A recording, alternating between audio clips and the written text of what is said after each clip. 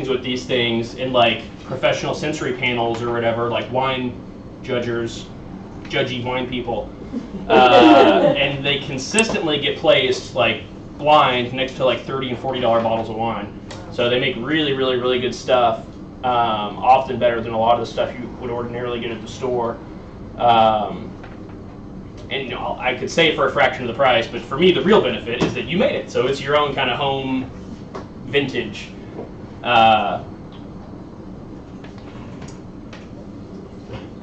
We're going to go through the process of kind of making this, but before we kind of get into this, the step-by-step, maybe we'll just kind of take a step back first and just kind of talk about what wine is.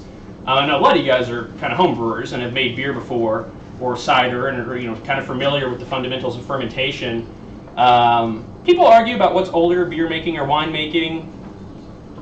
It seems a lot like, too, back in the day, there was really no distinction. They would mix together barley and dates and grape juice and, you know, whatever, and ferment it out. Wine probably has the edge technically, but technically is kind of a modern invention anyway. So, but all that being said, people have been fermenting fruit or barley juices or dilutions of carbohydrate, sugars, and grains for thousands of years. I think the oldest that they've found at this point, although it keeps getting pushed back, is like from like 4,000 or 4,500 years ago or something like that. So like in like the Sumerian hymn of Ninkasi days or whatever, they find remnants in clay jars, and they find inscriptions like of how to blend the ingredients and how to get the flowing waters, and it's kind of cool if you ever want to look it up. The hymn to Ninkasi is one of the oldest things that they have. So you don't need to have a PhD to make good stuff. They've been doing it forever. But a little bit of theoretical knowledge, I think, is always a good place to start. So if you're used to doing beer or cider, you know, what fermentation of any kind is getting a fruit or a grain that you can get sugar out of, getting it into a liquid form, allowing or mixing in yeast. And yeast is just kind of a magical little microbe that vastly outpopulates the human species. There's more yeast on any one of us than there are, you know, people on the planet by far. Yeast live a pretty simple life. All they really want to do is reproduce and then eat sugar. And that process of them eating sugar, kind of the way their metabolism works, we call it fermentation. But what that means is they eat sugar and expel alcohol and carbon dioxide. So they turn a sugary liquid into an alcoholic drink. There's a whole bunch of different strains of yeast all over the world. Way back when different regions started doing their own kind of special recipes and things like that, wine yeast was one of the first ones that really got isolated, and it just does super, super well with grape juice, which basically just means each yeast has its own special little. I always kind of compare it to breeds of dogs. You know, dogs are just kind of wolves to start, which you might compare to like wild yeast. As regions around the earth start figuring out like, okay, we kind of get this weird grape juice and let it sit around, and sometimes it tastes good. Other yeasts or other wild microbes or bacteria, whereas wine yeast makes a nice tasting wine, wild bacteria and wild yeasts, vinegar is like one of the things you can make if you just kind of let everything in nature get to it. If it tasted like vinegar, or that's vinegar if you're lucky. More often than not, it tastes like gross adjectives that just not good. Rubbery, sulfury, bad. If it was gross, they probably dumped it out and were like, ew. If it tasted good, it got brought back to the camp or the village or the cave or what have you. And, you know, after they were drinking a few gourds full of their grog, they probably were spilling it a little bit. Well, what that is basically infecting your entire village or your entire environment with that one specific yeast strain that makes something that you like. After, you know, a couple generations of people have been doing that, a couple hundred generations of yeast have been propagating in that environment through that same timeline. So in different regions of the world, just kind of depending on what makes good stuff in their particular environment, what tastes good to them, which is another very subjective thing, different regions of the world or different regions of the brewing or winemaking world started to kind of isolate their own breeds or their own strains of yeast just from all the natural flora, fauna, I guess, bacterial fauna or yeast fauna that were in the environment around them. And wine yeast do really well with like the natural levels of acidity that are present in grapes. They do well with the sugars that are in grapes, and they're pretty aggressive. So once you can get them going, you have a pretty good likelihood that they're going to outcompete any other wild bacteria or wild yeast that get in there, just because they are tough and they are really good at doing what they do. That's kind of the broad view of what you're doing. You're just introducing these juices that you get from, again, your environment to these yeast, which you've kind of isolated from your environment, just kind of in maybe an early example of domestication. I guess, the next thing is kind of where do those juices come from? If you're making beer, you're getting your sugary juice from barley grains. You're basically taking a whole bunch of barley, which is just a cereal grain, just like wheat or rye or oats or even corn. You're kind of crushing it up, putting it in a big pot like this, putting heat on it, and then just making a big batch of tea out of that barley to dissolve all the sugars out. A lot of that work gets done for you by Mother Nature in the form of a grape. Grapes are just a fruit, obviously. They grow on vines, and you'll just get big clusters of them. Different regions of the world, again, kind of grow their own natural variety, or varieties of grapes that are local to that region. They all kind of have their own unique sugar content, their own levels of acidity, their own just flavors. Terroir is a word that gets thrown around a lot, in the wine world, and basically, kind of terroir kind of encapsulates all of that. Not only what the specific flavor profiles are of a type of grape, but then also how it varies year to year. We were kind of talking a little bit ago about all the beautiful apples. We were talking about cider making, but the most beautiful apple sitting on the shelf in the store right now, big, robust, juicy, might not be the best tasting one.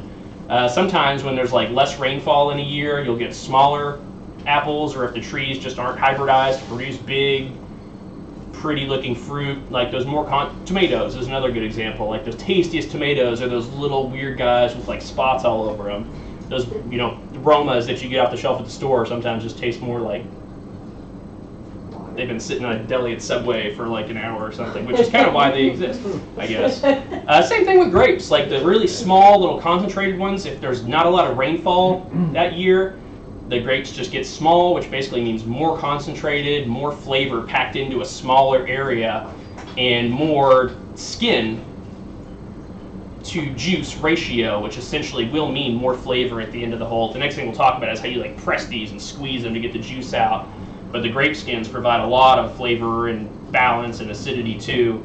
So kind of, if terroir could also refer to how much rainfall there was, how acidic the soil was. Any other examples that come to mind with that kind of stuff? Those are the main things. Terroir, the complete natural environment in which particular wine is produced, including factors such as soil, topography. Dad was going to speak from experience. Sam just went on Wikipedia. That's a millennial for you. And actually, I should say, this is my dad. This is Mike. And Sam and I both kind of got into this whole, making your own fermented stuff at home, your own fermented drinks from making wine when we were kids. That's the old family wine press sitting up there on the shelf. The old fruit crusher over there. But so he knows a lot more about this than me. So if you guys have questions, toss them out. If I don't know it, I'm probably going to field it. Or if I say something that's complete bullshit, just chime in. I'm sorry I interrupted you. No, you're good.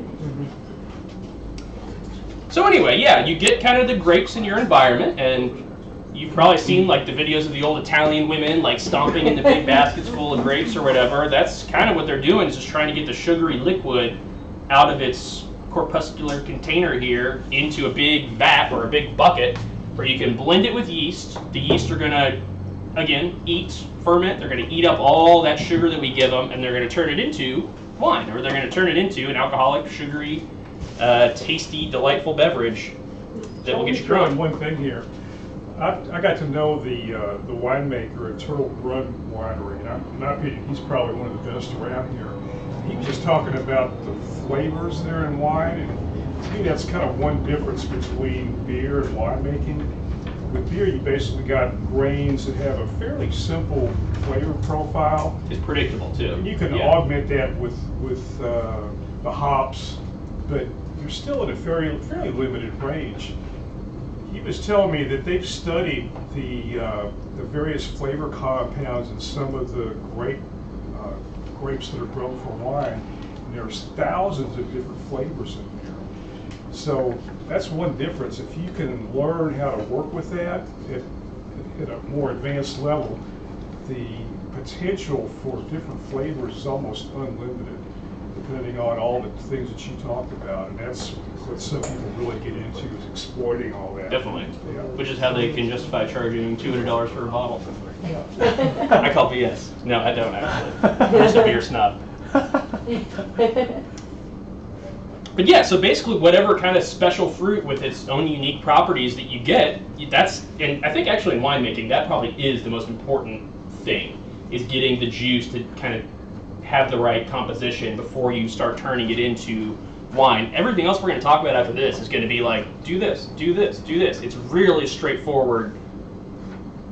You can get more technical with it, and as you're moving away from these kits towards like producing stuff from your own fruit, you will need to like think more about tweaking acidity, and you'll want to think about balancing tannin levels and blah blah blah snobby stuff. But if you're just going from like getting started like 101, it is really really easy in terms of how you put it all together. And I guess one of the reasons I really like these wine expert kits, and that we kind of choose them to keep in stock, not only are they a good price point, but they put a lot of like R&D money into sending people all around the world to taste grapes out of every single like farmer. What do you call a grape grower?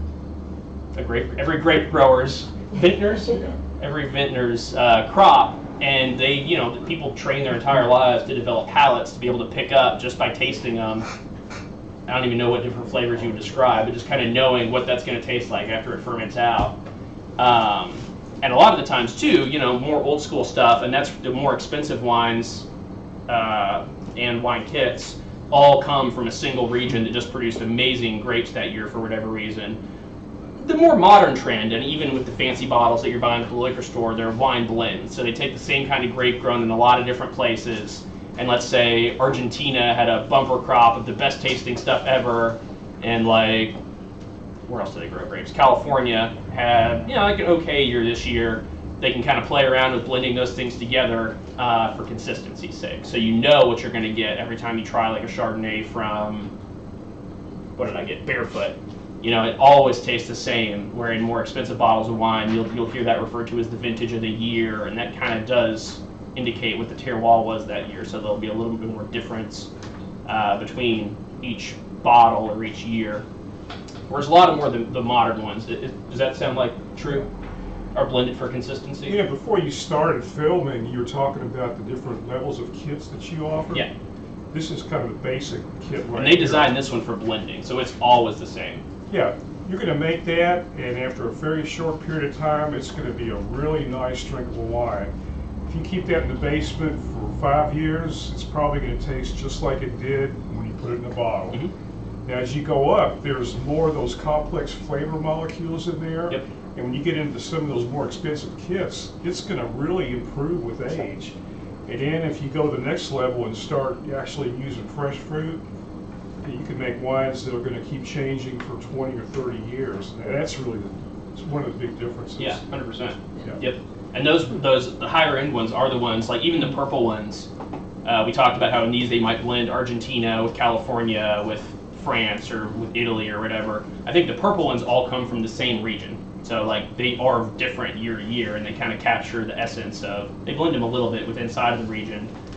I think I can't remember about the selection, but then the next tier that they do, which I don't have any of them in, those are from specific like things, so they're different every single time, and like, yeah, they're crazy how good those things can get after you let them sit around for a while.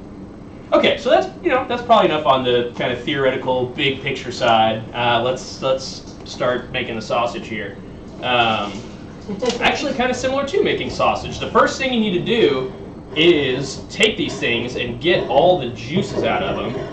And to do that, you can either use your old smelly grandma's Italian beet, or you can use a wine press. And this essentially does the same job. It just applies pressure to fruit, which we'll put inside of like a bag or a cheesecloth down inside of here to hold in all the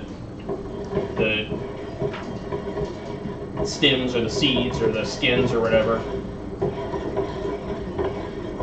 Basically, all you'll need to do, if you're starting from scratch, if you're doing this is basically what's being done to produce the juices that are inside of this bag.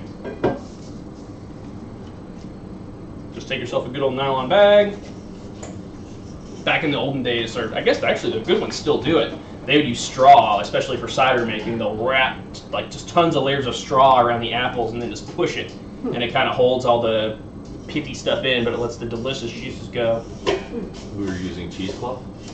This is just like a mesh nylon bag. Sometimes I will use cheesecloth. Yeah. So, you know, typically with white wines, we would kind of want to destem these and get all the woody flavors away just to capture the sweetness of the juice. So you kind of put them through a machine, or, you know, if you're old school, just pick them by hand and get all these grapes off here and put them down inside of your press. Red wines, correct me if I'm wrong here too, but red wines, sometimes you want a little bit of that stem to give it more tannins that kind of balances out balances out the higher acidity content, or provides more acidity to balance out the sweetness of the grape. Yeah. So these you can kind of leave a lot more of the stems on, put the whole thing in there, and that's going to produce those. When you drink a really deep red wine like a Zinfandel or what's another great example, like a Merlot or something like that, sometimes they'll refer to that woody, sticky flavor. A lot of that is from the skins, a lot of that is from the seeds, but some of that is from the fact that they actually mix in the little stem part of the plant.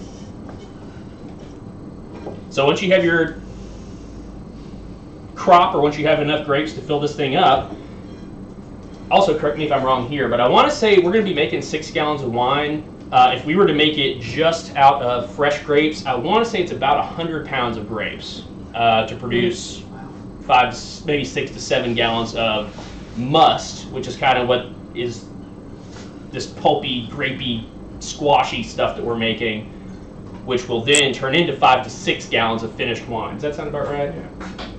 So they've done a lot of that work for us here, so we don't have to sit here, you know, A, either buy like a $10,000 machine, or B, sit here all day doing this. Although people do it. They sit here, and we had some guys, was that last year, Sam? But those guys were making like 20 gallons of wine, and they just did it all at this scale. They said it took them like 2 weeks. I don't remember that. So basically, we just get pressure on there. I'll bring it over to the edge. I'll put some kind of a bucket or a receptacle down here to catch the juices, and then just start twisting this thing down. That pushes down the big plate in there, which just squeezes all the juice out of our grapes into this is going to be called our fermenting bucket, and it's just the bucket where we're going to collect all of our grape juice and then add our yeast in there with it. So usually what you'll do is just kind of squeeze it until you got a good flow going, and then just kind of let that go until it starts tapering off or petering out a little bit, and then just give it another good turn. And in those big cider making presses, that can go on for like, a couple days. They'll just come back with a donkey every like 12 hours, and they'll hook it up and get the donkey to walk like 4 steps. Flood of juice comes out, which basically just compresses all that apple stuff down. That decreases the pressure, so then they bring the donkey back and they hook him. They probably give him some cider along the way, and get him to keep going, and like just over days squeeze as much juice out of this stuff as you can. The more juice you squeeze out, the more that tannin you get, and that's kind of a matter of style and taste. If you like that feeling where your inside of your mouth is kind of dry and cottony, and the taste that goes along with that, you're going to want to squeeze the hell out of it. Yeah. If you want to stick with the more fruity wine without that, you're going to leave that off. So as a question with that, I should say too, any questions along the way, no formality here, just holler. Same thing for you at home. If you have questions, Sam is fielding your live streams from YouTube, so holler at us or just write rude comments to Sam. 2 questions in one.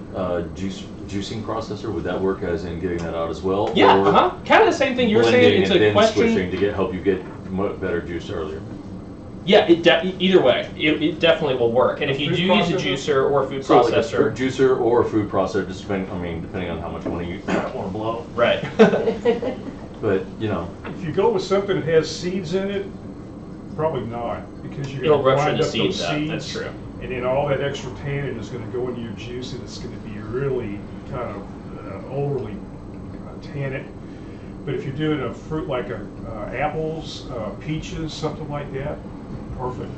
I can say from experience with people I've talked to just working here who have done that, it becomes a bit hazier if you use fruit in a juicer or a food processor than if you like press the juice out of it that way. So, okay, so they're not, I assume when they're using a processor or a juicer, they're not straining it or taking it and filtering it properly.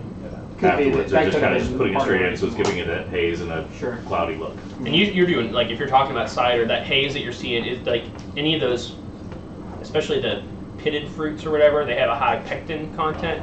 So you're seeing that's what they call a pectin haze. And you can clear that up with some pectic enzyme too. Just mixing a little bit of that at the end will kind of break that stuff down. That was actually my next question. Good. Then we're on the same wavelength there. Any other questions at this point? Because now we're going to kind of jump into, hey, we have a big bucket of juice here.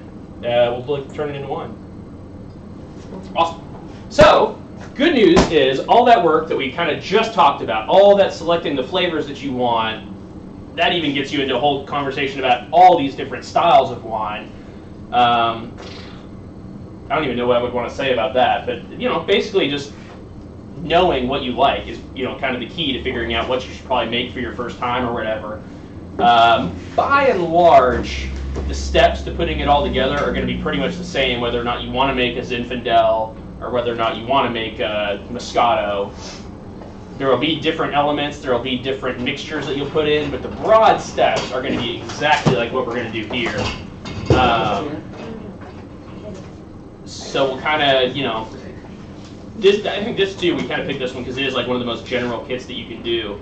Anything else you would say about just like styles and stuff like that? You were telling me you were a chemical engineer and talking about the acidity and the pH and the sugar content. That's one difference with beer making.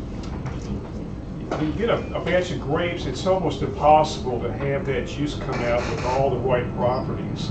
So if you're going to make wine from fresh juice that you've pressed, you're going to want to test all that. How much sugar is in there? What's the acidity? What kinds of acids? What's the pH? And then you're going to have to do some adjusting. Maybe add sugar, maybe dilute it. The good thing about these kits is, like you were saying, they've spent a lot of time and money researching that, and it's perfectly adjusted where you don't have to do anything. That's the big difference if you're going with fresh fruit. You've got to make those measurements and make those adjustments, or it's probably not going to come out very well. Yeah, that's a really, really good point. Yeah, absolutely. So yeah, I think like as far as figuring out what you want to make, if anybody follows like Gary Vaynerchuk, I'm sure Paul here, but whatever, he's like this online entrepreneur guy. But he's got to start in the wine business, and people are like, well, what kind of wine should I get? And he's just like, well, you just have to drink it and see what you like. So if you want like a little exercise, he recommends just committing to like 1 bottle of wine a week, and it always has to be something different. Like just find them. It's kind of nerdy, but if you do want to like kind of get into it and really be able to, if you drink a whole bottle of wine, you might not remember necessarily everything, especially if you're doing a couple of them. So just taking some notes as you go, and even if it's just like, hey, like this, whatever that one that had like the Groot-looking character on it that we have over there. Like, actually, I should get a thing of that and see what we think about it. Zinzilla. It's right here. Okay, thanks. So, like, Zinfandel is my favorite kind of wine. This is not too sweet, but it like just has a lot of complexity left in it still. I'm not really good at describing these things. I can do beer all day. It smells like wine. I don't know. I get like hits of cherries, and I get like a fruit leathery kind of complexity to it. Like little bits of plum. It tastes really good when you get it inside of your nostrils a little bit. The burn is there. A little bit of alcohol heat, but it's not a super expensive bottle of wine or anything. As far as tasting wine goes, they always say that you smell with your nose first or whatever. So spend a few minutes, like, also not proper glassware, but let it warm up a little bit, swirl it around, just kind of aerosolize some of those things. I guess appearance is usually the first thing. Just see if you think it looks cool, see if you like the colors of it. You'll hear it called legs in beer. Can they call it legs in wine? How it kind of clings to your glass when you swirl it. Usually higher quality wines will stick to your glass a little bit. This fine Walgreens plastic cup might not be the best thing to test that in. We got a little bit of legs there, so I'm not too upset. But then most importantly, I think, is just like how it tastes. Take a little sip, kind of swish it around your mouth just for a second, just to kind of get everything moving, get it over all of your taste buds, because you do taste with your whole tongue. So there I get a little bit more. Like, I do get a little bit of like kind of that woody stickiness like we were talking about, much more kind of dark cherry, even little bits of like dark chocolate kind of come through. Yeah, it's interesting. To me, it's almost like a foreign language. If you hear somebody speaking Swahili, it makes no sense whatever. But then if that same person says, well, this is Shiba, now you've got a little point of reference. So that's what a lot of fun about wine tasting. You just sit down with your friends and just start talking about that. Somebody's going to pick up something that just kind of went right by you the first time, but after you're looking for that taste, now, I do taste that. It's really fun to do that. And it's not bullshit. Those flavors are there. And like I say, the more complexity you've got in your wine, the more you're going to be able to pick out. Yeah. It's really cool when you start to share that with your friends. Yeah, I agree. Although I'll do that about beer all day. I like wine, but mostly I do enjoy it with a meal too. So that's usually when, especially that's when things like this taste the best to me, is with like a nice Thanksgiving dinner or something like that. And that's one of the main reasons I think I like making it. I'm not going to drink a bottle by myself all the time, but you know, if you're going over to family and friends, or if you're going over to somebody's house for dinner, bring a few bottles of your own wine. You can make up your own little cool label. That's, to me, that's part of the fun. But yeah, so just be a conscious drinker, I guess, is basically what I'm trying to say. And if you do that for long enough, you're going to find stuff that you really like, and you're going to kind of learn the stuff that you're kind of lukewarm on and that you don't really care for. And then you can make your own, and then you can take notes on your own when it's all done, and then, you know, you can bring that stuff in, or even better, you can bring us a bottle of wine and we can talk about it. We can say, okay, if you want more of these flavors, you might try this style, or if you like this style but it doesn't taste like this other one, here's some like tweaks we could try: raising, lowering the acidity, adding tannin, adding pectic enzyme, like blah blah blah. So that just kind of lets you hone in on, you know, what you like, and just as importantly, what you don't like. So enough bullshit. Let's talk about how you make wine. That's what we're here for. So these kits are awesome. Basically, you take this thing home with you. We'll kind of just open it up here and look at all the stuff. Everything that I'm going to use equipment-wise, we sell in our like winemakers kit. It's about $100, I believe. We'll kind of talk about that as we use it, just because I do think it makes more sense when it's in context. But the anatomy of a winemaking kit usually consists of a few basic things. Number one, your instruction sheet. So that's the first thing. I opened this earlier. I pulled this out just to make sure I had everything I needed.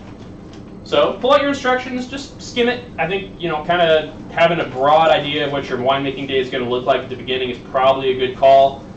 Only things you're going to have to do on day one are these 9 steps up here at the very top. And I should say, there are copies of this exact thing here if anybody didn't get one.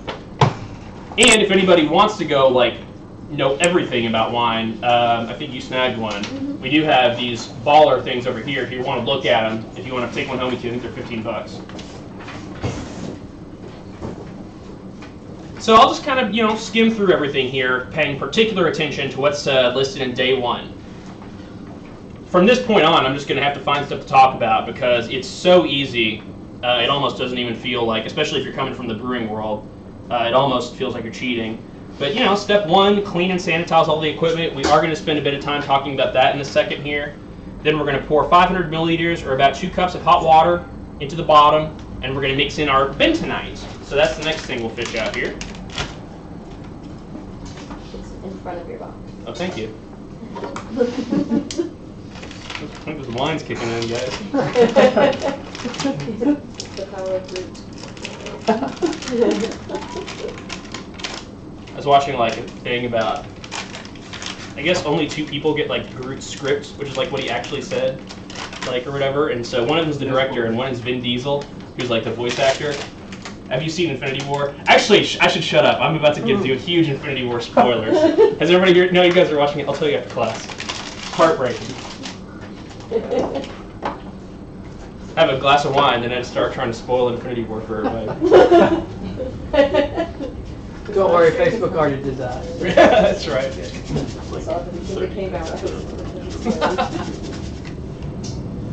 So this is our bentonite. So if anything is highlighted in here, it means it's one of the things that are inside of your kit, so you can kind of fish it out and be like, okay, that's what this is. It says to find your bentonite packet. We'll eventually mix that with water and then blend it well. Bentonite is just a very specific kind of clay, basically, that I'm assuming is ionized. It's volcanic clay, which is kind of cool. Really? Uh-huh. So it's like made out of pumice stone or something? Comes out of a volcano. Okay, cool. And what it is you call it a clarifier or a fining agent, and it's gonna we're gonna mix it in at the beginning, and it's gonna just kind of have presence in all of the wine, and it helps settle big molecules like pectins, or just more specifically pithy planty matter. It's gonna bond onto those things and just kind of settle them down to the bottom. So when we do go to rack it, which we'll talk about kind of in our next phase here, we're going to get really crystal clear wine with a really thick layer of volcanic clay and sludge and yeast on the bottom that'll be really easy to leave behind because it's so compact. So that's what our bentonite will do. Pour contents of the juice bag into the primary fermenter. If there are 2 bags, use the larger one now. Reserve the small bag. It's not added. I'll just say one thing. When I was making wine with these kids, you want to get every drop. I wanted to get the very, very last bit out of it. Yep. Without that bentonite, you're going to start sucking that sludge up, Yep. and you're going to ruin some wine. This makes it nice and compact at the bottom, and you really can't screw it up that way. We'll talk about that here in a little bit too, when we're going to rack this guy over so you can see what that looks like. I always think it's worth it to sacrifice. That's kind of like pouring one out for your homies. You got to leave a little bit behind. Everything will be clearer, even though you lose a bit, but it's for a good purpose. For Ninkasi. So juice bag, what is that? Well, the rest of this box, minus this, is a huge adult Capri Sun. Oh, wow. So that's our juice bag. They fit a lot of juice into a very small space. And really all this is yeah, they've gone to the field, they've selected Mezzaluna in itself is a blend, so that's one that they kind of make to just be very palate pleasing for everybody. I'm going to try it not because of the extra here. But yeah. So they've taken a whole bunch of grapes, they've squished them down, they've tested the acidity, they've adjusted the acidity, they've put it through tasting sensory panels, they've blended it with other juices. And then, just like we said, just better put this down here for a minute. Kind of like we said, if you're going to start from scratch, you need about 100 pounds of grapes. Even if you're starting from straight grape juice, I mean, you would basically need 6 gallons of juice to make 6 gallons of wine.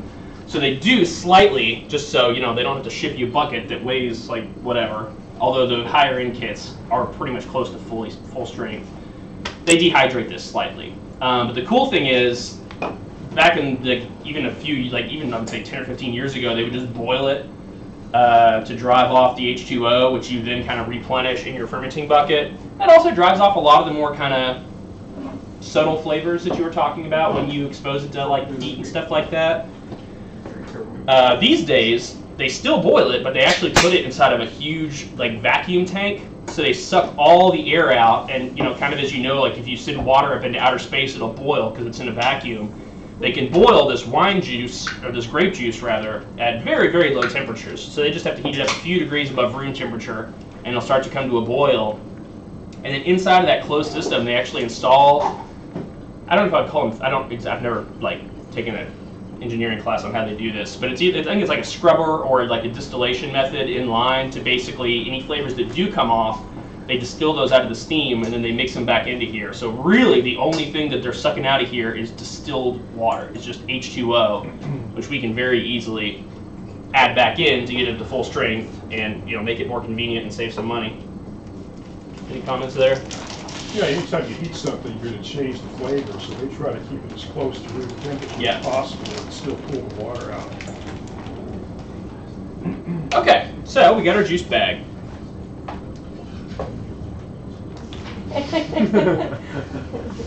So the next step, we kind of preempted ourselves a little bit there, but 1.4, top the primary fermenter up to the 23 liter or 6 gallon, if you're a normal person, mark with good quality drinking water, which I have collected over here. I ran this through a little filter. Water is another important topic, especially since we are talking about rehydrating this. With beer, I think just straight, we kind of talked about the terroir or whatever. With beer, I like using the water from your local water source. And I'd say that because I'm spoiled freaking rotten that we're here in Louisville and have like some of the best water on the planet, not only for tasting good, but also for bourbon making, for beer making. With wine, I do think it's worth it to pay a little bit more attention to your water. All that means for me today is that I ran it through this little water filter that we have screwed on to our sink in here. Or because they have put it in, that the downside of doing it from the tap, even if you're filtering it, is that you will get a few more of those. But we're very, we have a limestone bed that it all goes through, so there's a little bit more iron. There probably is still traces of like chlorine and stuff like that, and chalky things. Buying a couple gallons of distilled water, since that really is all they're sucking out of it, is a couple bucks. And if you just want to keep it the most true to what it's supposed to be, it might be worth it to go grab a couple gallons of distilled, which just means they ran it through the same process that they used to suck the water out of this thing, and basically just add that stuff right back in. You have any thoughts on that? I know a lot of people that'll just measure out the volume of water and just let it sit out overnight so the chlorine dissipates. Sure. Yeah, absolutely. Yeah.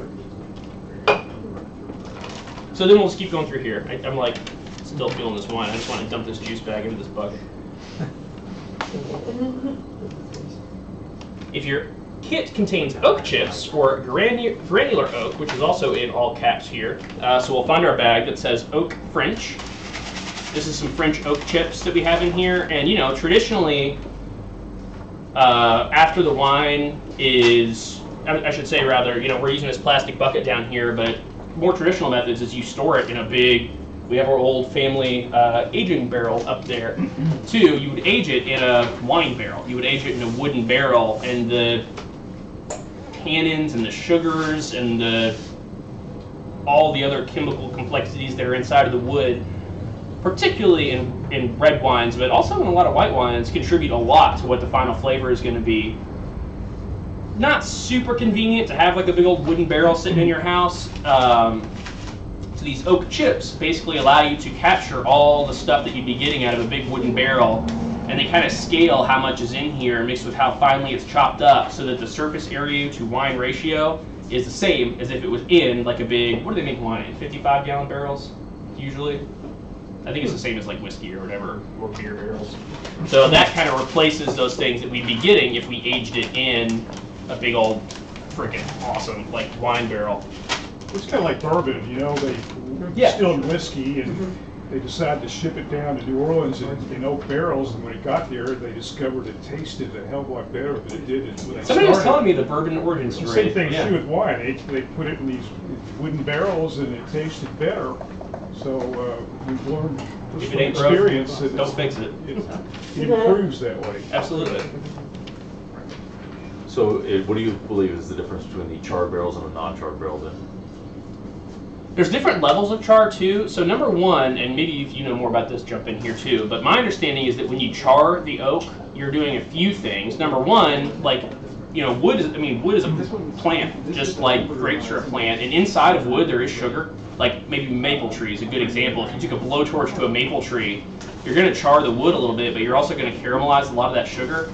So number one, it sterilizes the inside of the barrel. Kills any microbes or bacteria that might infect our wine. Number two, it caramelizes some of those sugars that are on the surface to basically add charred, kind of a caramel, like how bourbon tastes so sweet. A lot of that is just from the natural sugars of the wood. And that heavy char kind of just even accentuates that, which is why bourbon is even sweeter than like traditional Irish whiskey or something like that usually. And then I think it also just adds a nice burning flavor to it. It's just like, and it's just traditional. There's probably also a functional reason. I bet they started doing it because it keeps the integrity of the barrel a little bit more. Like it probably originally was because the wood holds up a little bit more. I can't remember what it's called, but in Japan, like they don't even use like wood stains or like sealers like we do here. They'll actually just burn the outside of the wood, and it brings those resins forward and it brings those sugars forward and creates like a, not watertight, but water resistant barrier. So originally they probably just did it because if you char it, it holds all that stuff in and the liquid won't rot the inside of the barrel out. But I think over time, based upon the utility, they're probably like, oh, this actually tastes really good too. And now it's just kind of worked into the mystique around everything. I should say, yeah, if somebody needs another round. And then the other part of it, that carbon itself is a great filter, and it kind of pulls out some of the off flavors. Doesn't it also take off some of the color as well? There's the color of the barrel, which is depending on the char, correct? Yep. I'm not sure about that. I'd have to look into that, but that sounds logical to me. Yeah. From what I remember of the bourbon distillery tours, and sure, that was part of the deeper the char, the deeper the color. Yeah, that's correct. Absolutely. Yeah. And there's a lot to do with how much, in big scale too, how much oxygen is able to interplay between that wood. I think that was depending on the heat or the cooling. Yeah, I think that comes into play a lot more with spirits, just because they're more volatile than wine too. But I'm sure it has something to do with wine as well. Yeah. Then we're going to mix everything up. We're going to stir it well. We're going to use a hydrometer to measure and record our specific gravity, which basically just means we're going to use a little kind of floating density scale to make sure that we have the right dilution of this juice, which basically means that we know how much sugar is in this given volume, which basically means that after these yeasts eat up all this sugar, we're going to know how much alcohol is present. We'll talk more about this thing in a little bit. And then finally, we're going to add our kind of magical ingredient, which is going to be our yeast. And we've probably talked enough about yeast already where you have a pretty good handle, but we're just going to sprinkle them in on top. Maybe we'll bloom them, maybe we won't. You sprinkle the whole bag on there? Yeah, some people will say that you should like kind of bloom your yeast. What's that mean? That would basically be like kind of putting them in a little thing of warm water and letting them sit for like a half an hour before you pitch it in here. What that really does is just allow the cells to kind of rehydrate their cell walls and kind of come back from their hibernated state in a very low gravity environment, in an environment where there's not any sugar present or anything like that. If there is sugar, their survival ratio is a little bit lower. But there's this is designed to be way more yeast than you need. So they kind of take into some of that into account for you. And the yeast are a lot better at rehydrating these days than they used to be, just because of the techniques that they use to put them into that hibernative state.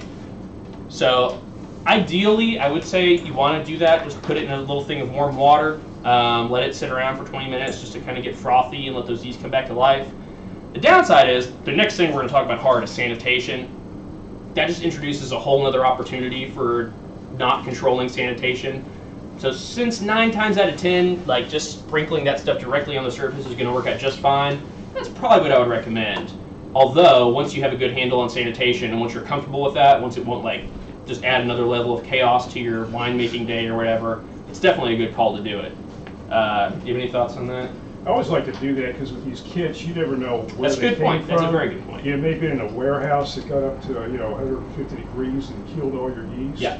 If you do that and they start foaming, They call it like proofing everything's- your yeast. Exactly. Yeah, just making sure that they're viable before you just kind of take the chance of dumping everything into your wine bucket. My counter argument to that would be it still is introducing an opportunity for it to get contaminated, which you can't fix. Whereas if they don't take off, it doesn't hurt a thing to just open it up and add a pack of fresh yeast in like the next day. So, Well, that's what I was gonna ask. So if they're all killed, is the batch wasted, or can Nope. you just add Dead more yeast turn into yeast nutrient for new yeast. Okay. And a lot of what yeast nutrient, which we'll talk about here in a little bit, is, but it's just kind of like a vitamin, like a supplement thing that you mix into your must or your wort if you're making beer. A lot of it is just like spent yeast cells or dead yeast. So you just add more husks. yeast, basically. Yeah, you can just add more yeast, and that'll actually just give them a little extra fuel for the fire. They'll absorb their fallen comrades and take their spirit to finish the job. Like if you're making your own wine from fruit, you're probably going to need to talk to John about that, but this is all set. Yeah. All the nutrients are there. You said sugar affects survival rates as well? Why is that? Uh-huh. why is a tough question for me to answer on a very specific level. But yeast.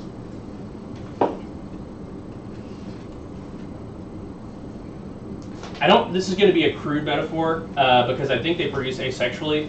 But yeast either want to like be fucking or they want to be eaten. And when there's a high oxygen environment, they're more prone to like absorbing oxygen and making new yeast cells. When there's more sugar content, they're more interested in eating all that sugar to get more for themselves before there's more competition in the environment. There's probably chemical, technical, biological terms that can describe all of that. But basically, yeah, if they have like too much stuff going on, they're more interested in starting to eat that sugar. And what you really want in the first like 12 hours after you add your yeast is for them to just be focused on replicating, so that there's sufficient quantity once they switch. Because once they eat up all the oxygen in the environment, then they're going to be like, okay, oxygen is what they need to make more yeast. When you purge an environment of oxygen, or specifically, I guess, like a liquid environment, or any environment, I think, actually, because it even works when you're doing exercises.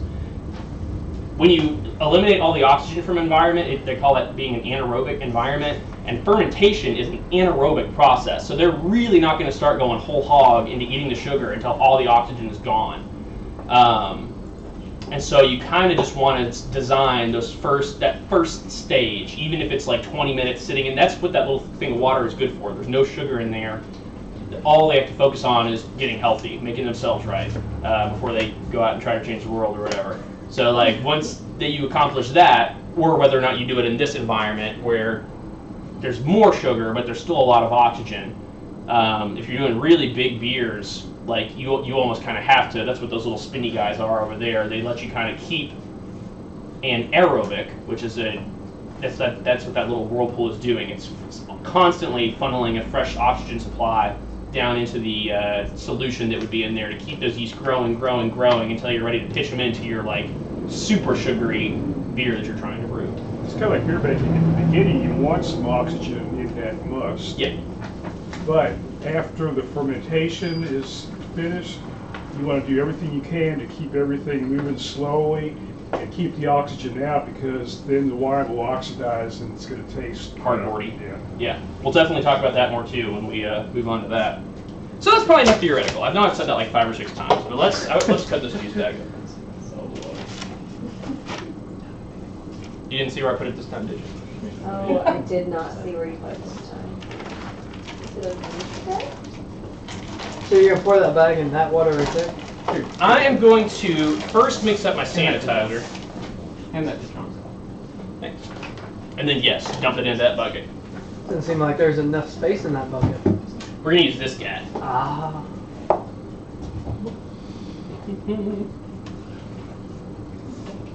So number one, and now we're going to spend a little bit more time talking about this, so I kind of have once again jumped the gun on cutting open this bag.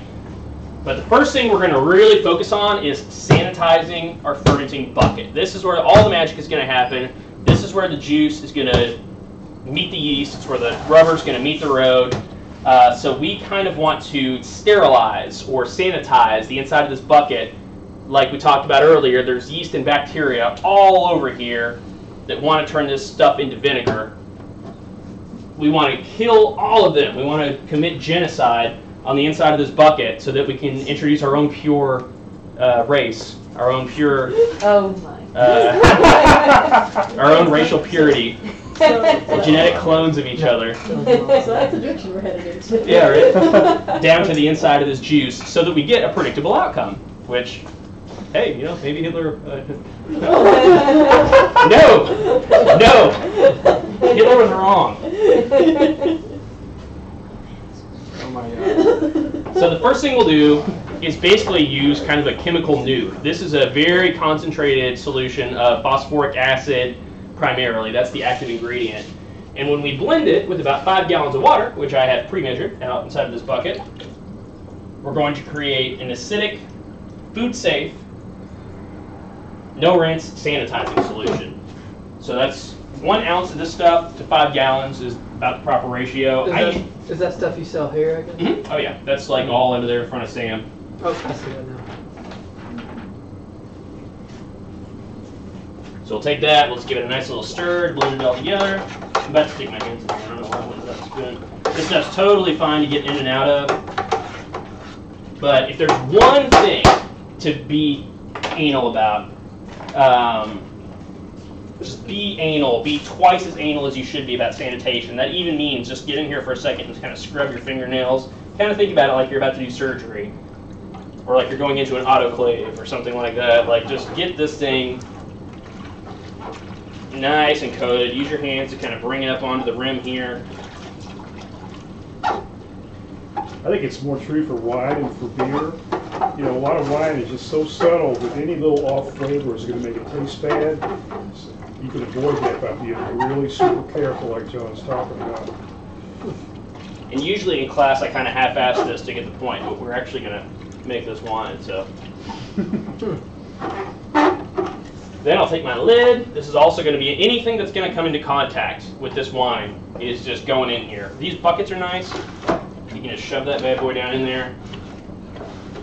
Again.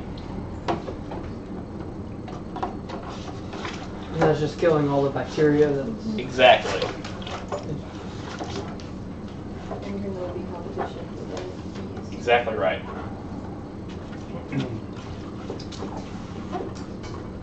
So that's covered. We'll talk about this guy more in a second, but at the end of this process, we'll be sticking an airlock, or what you'll hear called a bubbler, because it's going to let CO2 gas or yeast farts bubble up out of here. For now, it's going to be near my finished wine, so it's going in the sanitizer.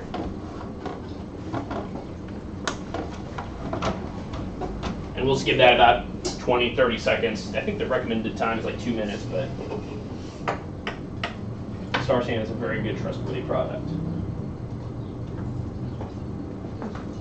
So the next step will be me finding a bucket to pour my sanitizer into. Oh, I got it right here. That was for.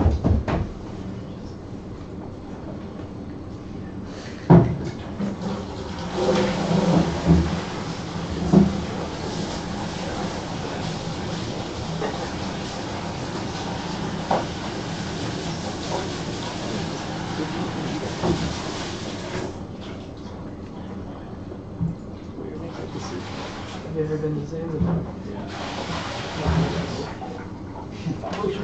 I just tried to share it. Like, Brewgrass Homebrew Supply.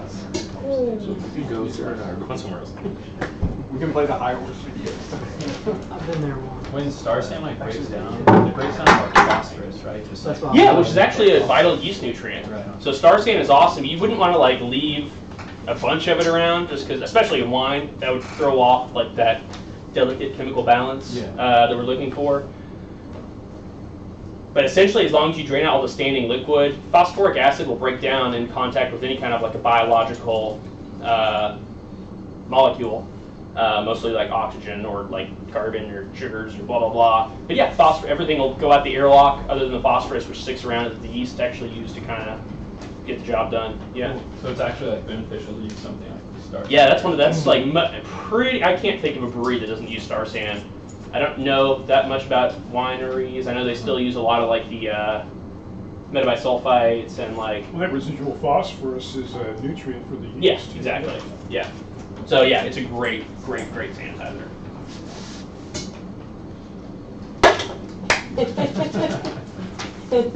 You have to. I will say with beer too. Like while you're brewing a beer, Paul knows this. You have to drink while you're doing it, or else it's not going to work. Yeah. While you're making wine, you have to at least drink a few, or else it's not going to happen, baby. All right. So this has been sitting here for a little bit. I feel pretty good about that. Just to be extra anal, let's give this guy once more around. Well, I was actually going to ask that because you've touched a lot of stuff since you. Yeah. Does that matter? 100%. Like your brain is in the right place. You should be always thinking that way. It's kind of like I was thinking like it's like putting your seatbelt on when you get in the car. If you just like get in the habit of doing it, anytime you come near the stuff and you're about to do something, just anytime you're close to here, go for it. Because if you're gonna choose Think one of like thing, you're doing surgery. Yeah. Yeah.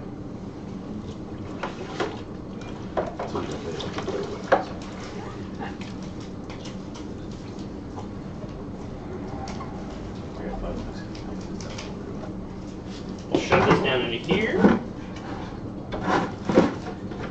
These These bottling buckets are nice, but I always forget to make sure they're closed before I pour my liquid into them. But we're just going to use this as a receptacle for our sanitizer. And even as I pour it, just kind of rotate the bucket around so that the last thing. Also, don't do this like on top of your nicest like Persian rug or whatever. So all those suds, what is that? Just a sanitizer, I guess? And the kind of tagline, the unofficial motto of Star San, this product is "Don't fear the foam." Yeah, it looks kind of like you want to get all that stuff out of there, but the actual amount of liquid that foam is once it bubbles all down is very small, and kind of like we're saying, that stuff is actually beneficial. And what foam actually means, if you see foam, like what you don't see is bacteria. So that's kind of a good visual indicator that that is a very sterile environment right now. Okay. Yeah. So, with enough ado, we'll see if you can spot what I'm about to do wrong here. Let's cut open this bag of juice. It's not sterilized. Yeah, you're right. Anything that's going to come close, stick it down in here. Just be anal, it won't hurt anything. So instead of actually having to do that, isn't there a, since I see the yellow top on that? You can just pop up the top, yeah. No, I was going to say, isn't there a tap for that? Or I know that they have one. I think there's a product you can get where you just put that on there and then and it just pours it in there for you. You can fool around with popping the top off, but I always find that to be a little bit more trouble than it's worth because I just usually end up spilling it. That'd probably be the other way. I'd pop the top instead of cut the back. And if we want to be anal one more time, bag goes in. Yeah. At least the part that the liquid's going to be coming out of. So that stuff then acts pretty quickly. It sterilizes it rather. I think that they say it's active in like 30 seconds. They usually recommend a minute. And it's like, it's also still, because of that foamy nature of it, like as long as this thing is wet, it's still working. So this has now had like 20 extra seconds beyond just being in here. Sure. So here we go. Oh, you know what? I actually skipped a step. I keep promising I'm going to cut this bag open. I know, I can tell. Whoa! I'm just going to make a mess here, guys. Sorry. So now you're down to like 4 Fortunately, bags. just clean the floor. So. Yeah, actually, we try to spill some of that stuff intentionally. First, we're going to mix in our bentonite.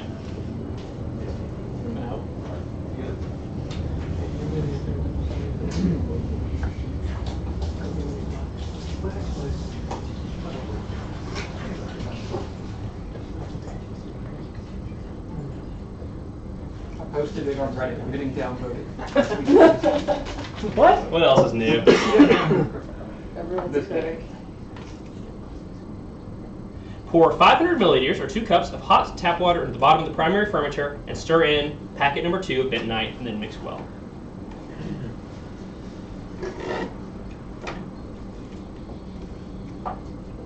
This glass I did have in some sanitizer.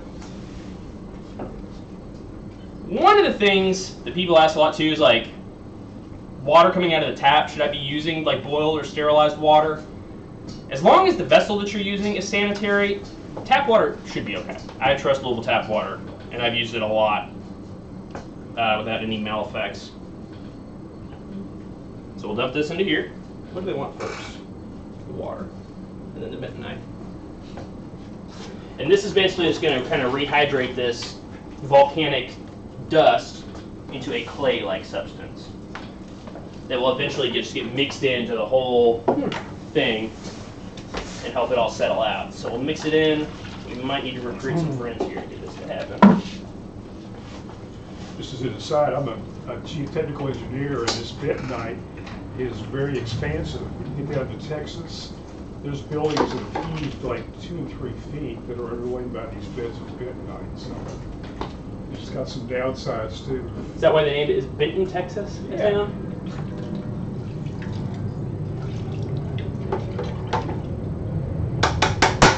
So we'll mix that in. It's already getting really cruddy. There we go. Turn it back into the loop.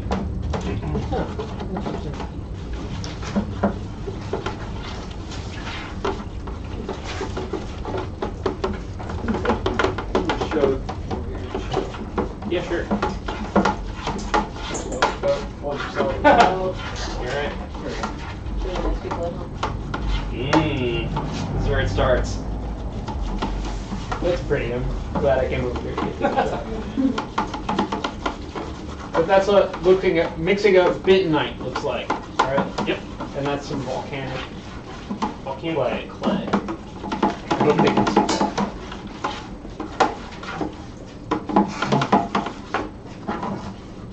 Could you see it on there? Yeah. Is it decent? It's a good Focus.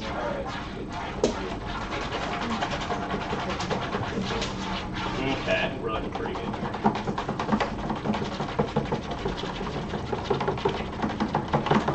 Are you using a special spatula for that, or just anything? Something slotted probably is good, just like something that can kind of work in, because in a spoon it would all be glumping up like that. Sure. But we're kind of like working through those holes and it's helping it dissolve. But I think anything would work as long as you're willing to spend the time with it.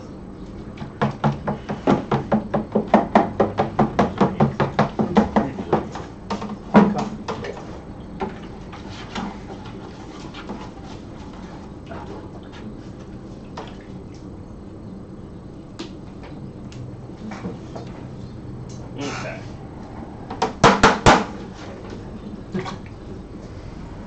Now, we're going to cut open this juice. You know, if it doesn't all totally dissolve, you don't need to worry about it, because when We're you gonna add the be rest of blending the the hell out water, of it's this going to later. just suck that water Yeah. up, and it's all going to disperse in there. And because I set this on my counter now, I probably will. Desanitize it. Yeah.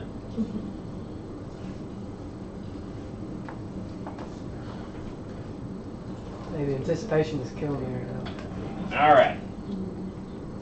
Oh, you know what? Actually, no, I'm doing it. Poke it. Kind of just like your.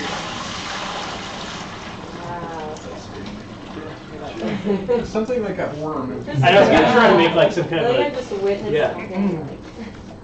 It's just scream. Right?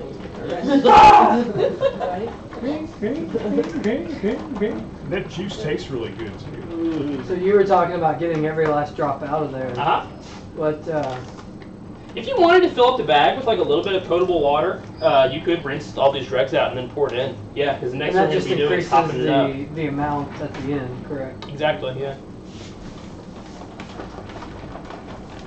So if you didn't really want to go through that step, you don't need to. It just Nah. increases the volume. Yeah. Exactly. All right, I'm happy with that. I think we could get another tablespoon out here if we really tried. But I'm willing to probably good. So now, we're going to top the primary fermenter up to the 23-liter mark, or 6 gallons, with good quality drinking water. Which I've prepared right here, which we ran through our filter over there, or which is pretty good right out of the little tap. Yeah, especially if you let it sit overnight. These buckets are nice because they are graduated. So we can see our liters. 20 is right there. Top of the inside ridge, they tell us, which basically you can see on the inside, but there's this little ring where it flares out a little bit. That is 23 liters to a T. So we'll use our filtered water.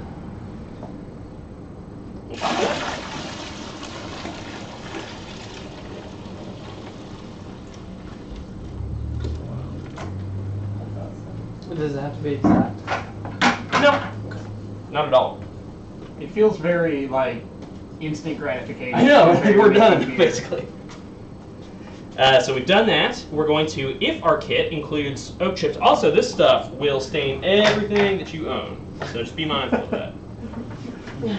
Have an old terry cloth or something you don't mind getting dirty around.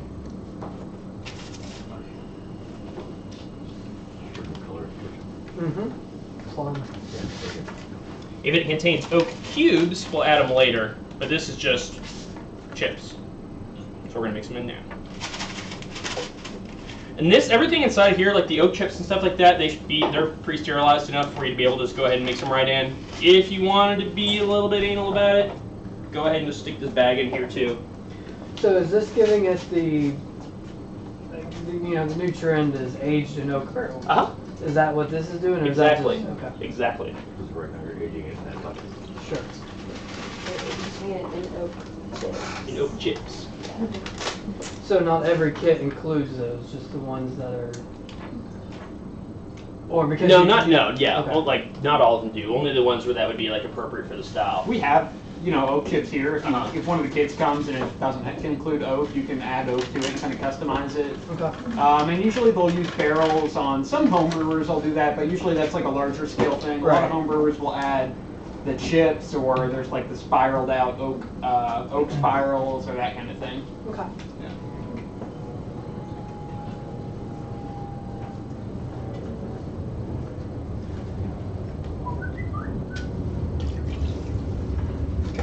Awkward.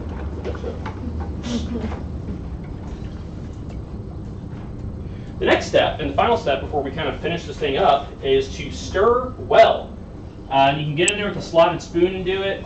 But if you'd like watch Tool Time, Tim Allen show while you were growing up, sometimes power tools are the best way to get things done. More power. More power. Did you make that yourself? No, this is a mixed stir bar that we sell. Although you can go on like homebrew forums and find some amazing contraptions that people have made.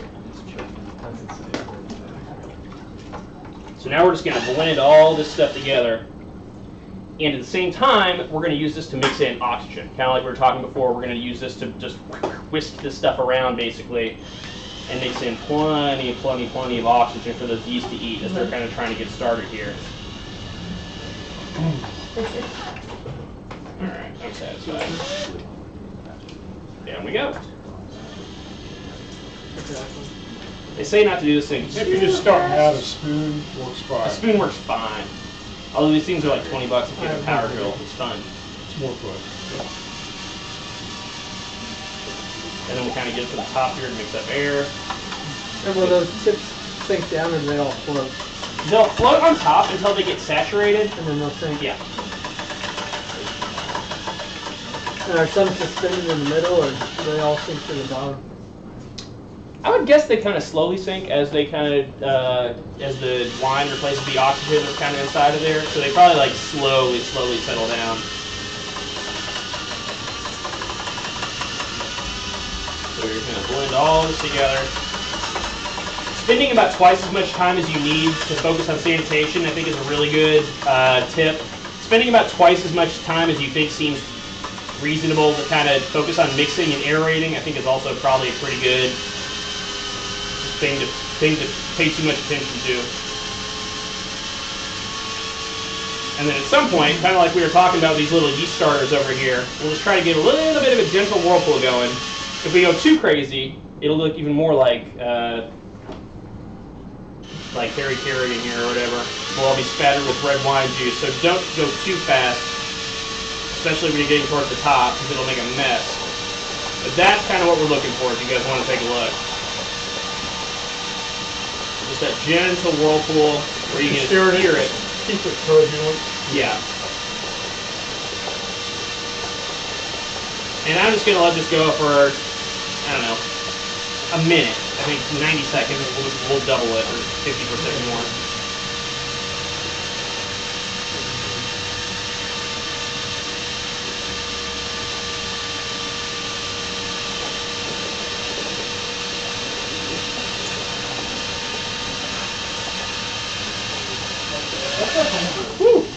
Don't do that. Especially if you're like. That's what I was nervous about. I was like, oh, I'm ready for that. Don't do that with white tar. Yeah.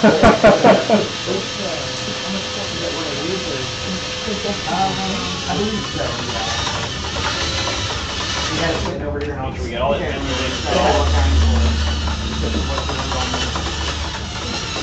And that's kind of what we want to see. Is that like frappuccino-y, like smoothie foam kind of stuff sitting on top? That's just oxygen mixed with grape juice.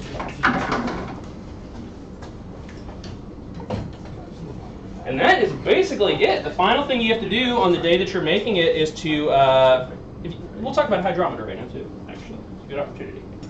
To add our yeast. But before we do that, we'll kind of make sure that we've done everything right, and it'll kind of give us a metric that we can work off of later when we're trying to figure out if this wine is done.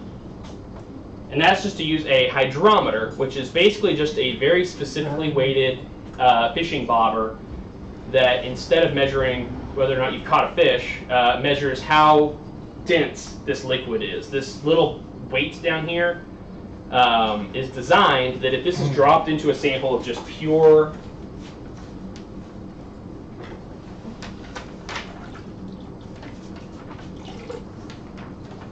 H2O, which this is not, it will float right on this 1.000 mark. So what it does is measure the density of whatever liquid that it's in over the density of distilled water, H2O. So if it's X over X, that comes out to be 1. The more you increase the density of the sample that it's going into, essentially what that means is we're dissolving more sugar into the same volume. And then, you know, back to kind of cool physics stuff, you can kind of think about like the Archimedes in his bathtub kind of thing. The more, when you get down in your bathtub, you're basically squeezing anything that's floating inside of there out. You're making this liquid denser so that it displaces any object that would be floating inside of it. So what we would expect to see, because basically that's kind of what we've done with this winemaking, we took straight up distilled water and mixed it with a bunch of really sweet, really sticky, really dense fruit juice. So we'd expect to see this thing float a little bit higher, or actually quite a bit higher than it is in our pure sample. All of this stuff is actually sanitizer. So I'm going to be very comfortable. I always tell people it's like when you swim in the Great Salt Lake. It's so dense that you float up on top of the water. Same thing here. So I see the table up top. Is there a certain number that you're looking for, or is it, does it really matter? Yeah, there is absolutely a certain number that we're looking for.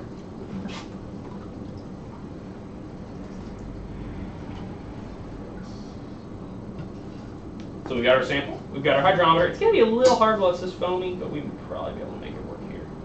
And now you can see how much higher it's floating up. Oh, interesting. We're going to have to kind of work around this foam. What's causing the foam? The stabilizer? Or just everything? Mixing. Yeah, Mixing, everything. Yeah. Oxygenation.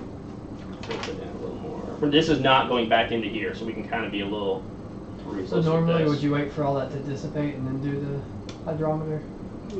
You could, but I think it's probably better to just like do it. Yeah, just to move on. And the floating stuff in here is actually okay because it's like it's not changing the density of this liquid. So the oak is kind of working with this hydrometer, not against it. Yeah, this is probably the trickiest part, is just reading that. Especially when there's floatiness in it. Yeah. I kind of try to take an average. So you don't, and again, you want to know, but you don't have to know exactly. You need a pretty good ballpark. So right now, you basically just want to see where the, if you're technical, you'll call it the meniscus, but where like the middle of the curvature of the liquid is. With all this foam, that's really a non-issue. So if you want to work around, right now, I can see that this thing is floating at 1.09. Is that close to what we wanted? Well, is this a 4-week kit?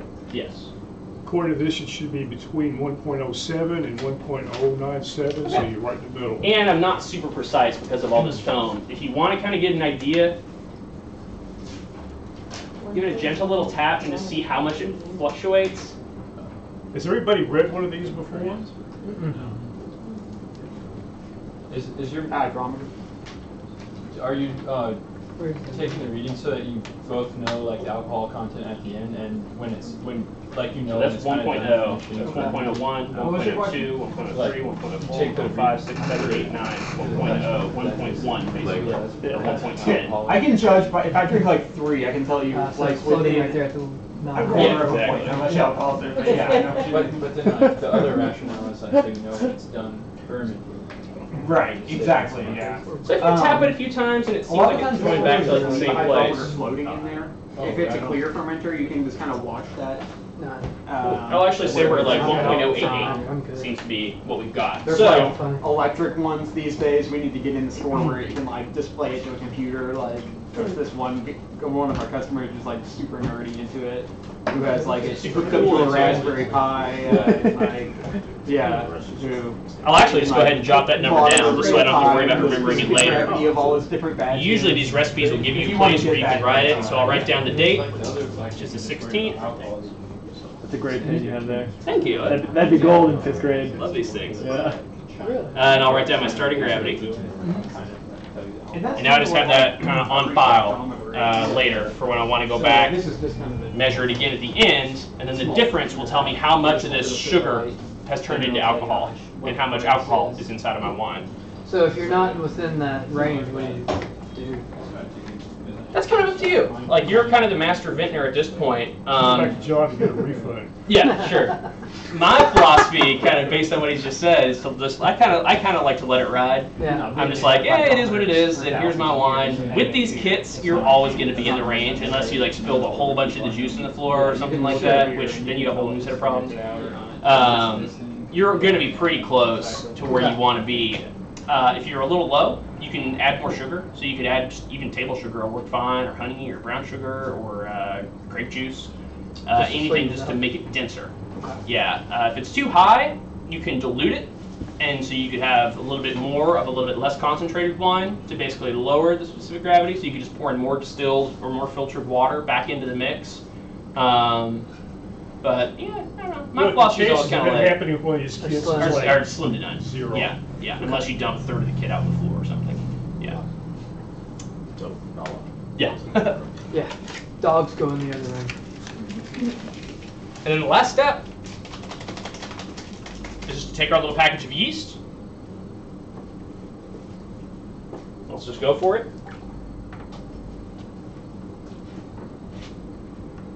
Windows wants to do a restart.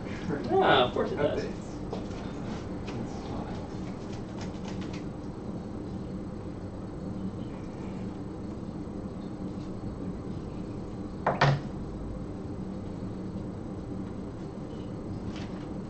Get that into a nice little spout.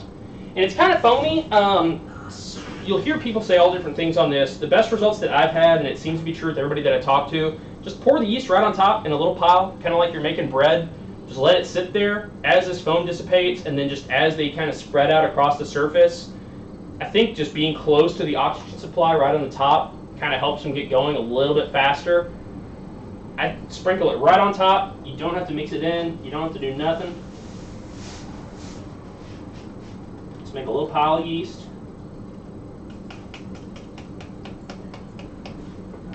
Fish your lid back out of here, and we might as well give it one more of those.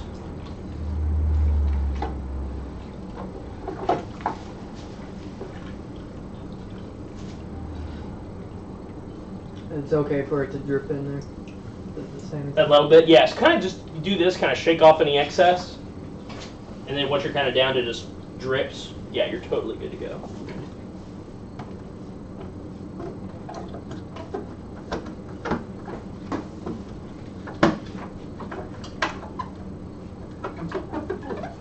Make sure that's nice and seated. Fish out your airlock. Or your bubbler is another kind of more colloquial term you'll hear for this thing, and that's because if you let it get filled halfway up with the sanitizing solution, as this thing, we'll stick it in there and see, as this thing starts to generate pressure, which basically means as the yeast start to turn that sugar into alcohol, which stays in solution, and carbon dioxide, which is lighter, so it's going to rise up out of there, it's going to create pressure inside of this bucket, especially with beer. If this was just like a closed bucket,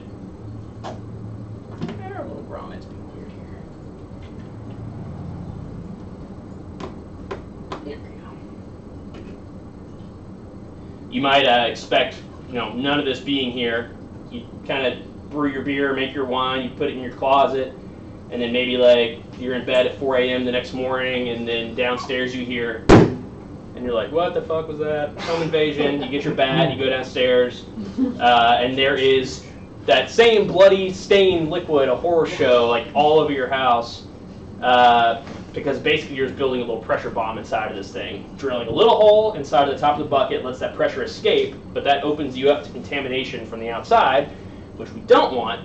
The kind of magically simple answer to that problem is just what they call an airlock or a bubbler.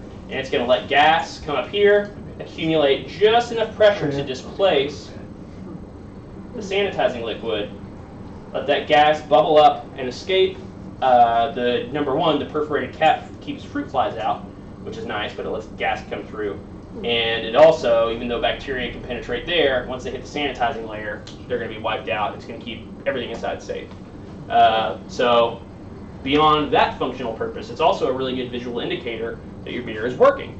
So you'll kind of expect, you know, red wine, it'll tell you what temperature to kind of store it at on your specific recipe. I would say if it's a white wine, maybe stick it down in your basement, stick it somewhere as cool as you can get it in your house. 60 degrees probably being ideal, 55 to 60. Red wines, maybe a little bit warmer.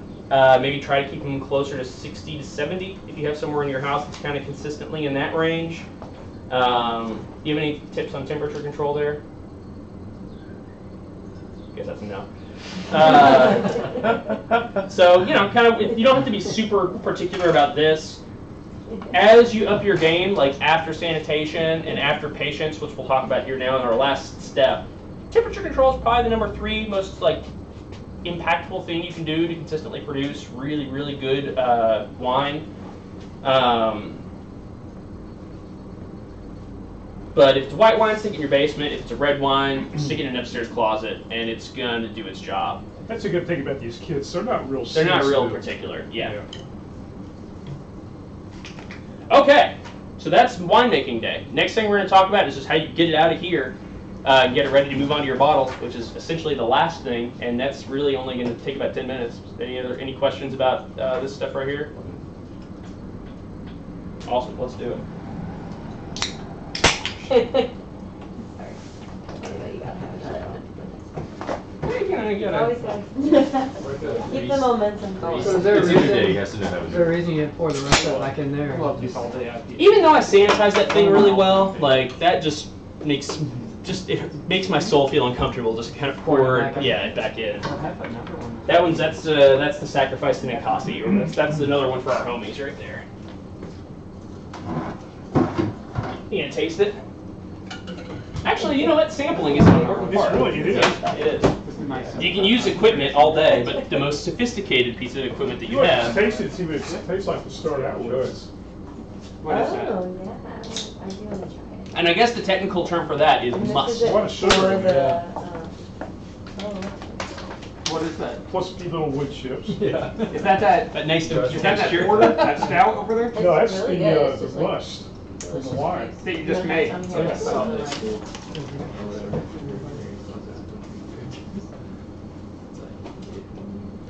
Yeah.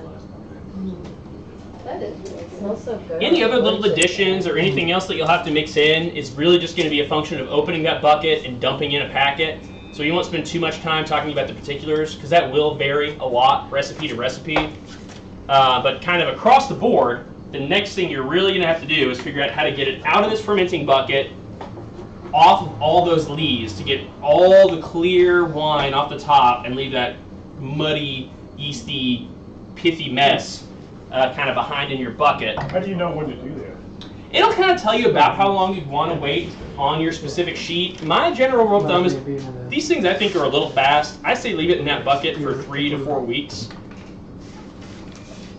If you want it to be more specific, if you wanted to know when it was time to move it on, you would use your hydrometer again and take another gravity reading on it, which basically means you would get it really, really well sanitized, or use a tool to pull a sample, which we're actually going to use here in a second. I'll show you how you can do that, out of your fermenting bucket and then drop the hydrometer down inside of there.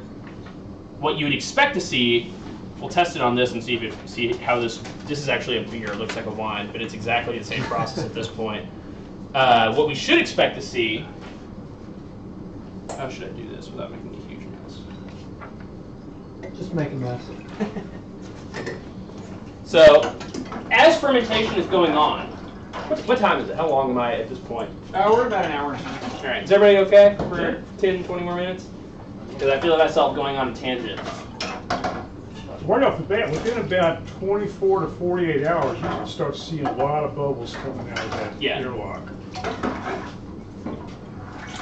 And basically what's going to happen as this thing sits around for 3 or 4 weeks is that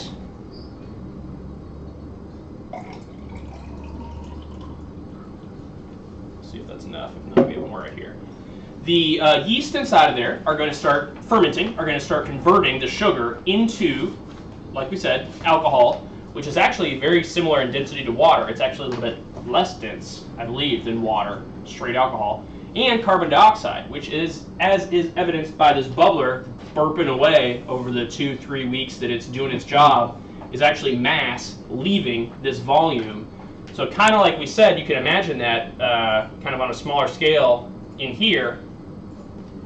You know, this thing started out right here with all this sugar. As this stuff ferments, as it gets converted into alcohol, and as the CO2 bubbles up and out of here, this is getting less dense. The density is decreasing as this gas escapes. So if you did a time lapse with this floating in our bucket or on this little sample over a couple weeks, you would see this thing slowly but surely sinking back down until, you know, if we started at 1.09, whoop, you see it drops way back down. I didn't do a horrible job of diluting that to the right amount. So now we're sitting at like 1.03. So basically we have diluted or reduced the density of the sample via the process of fermentation. Your wine is done when there's nothing else, when all the fermentable sugar, or most all of the fermentable sugar, has left this sample, and your recipe will tell you what you would anticipate somewhere. That's OG. Looking for FG. Oh, the stabilized. Okay, so in beer you usually call it your final gravity. I guess in wine you call it your stabilizing specific gravity.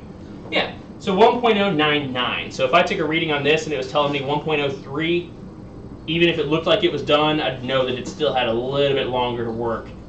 These kind of, like these kits, again, take so much of the guesswork out of it that if you let it sit for 3 weeks, you should be at your final gravity, which basically means that those yeasts have done their job. They've eaten all that sugar, fermented it, converted it over, and you're ready to kind of move on. So this is going to be a dry wine, so all that sugar is going to ferment to alcohol, and you're not going to have any residual sugar left. If you get into it, sometimes you may cut that fermentation off while there's still sugar left in there to keep that sweetness, but that's not the case here. There's ways you can do that. And actually, these kind of wine kits sometimes have back sweetening. Yeah, have like what they call back sweetening. I don't think this one does. I think this is a pretty dry wine. Yeah. But and like a Moscato or something like that, yeah, it would, absolutely. That'd be more like, I would call it the 201 class, or maybe even the 301 when you kind of get into that stuff. But as for now, let's finish this puppy up. So all the sugar is fermented out, or we've just allowed 3 weeks to go by. Just keep it out in that airlock. It's going to start bubbling really fast, and it's going to gradually slow down. It's going to get to the point maybe every 2 or 3 minutes one bubble comes out. And wait, what, maybe another couple days or a week after that, it should just stop, and then you're ready. Yeah, exactly.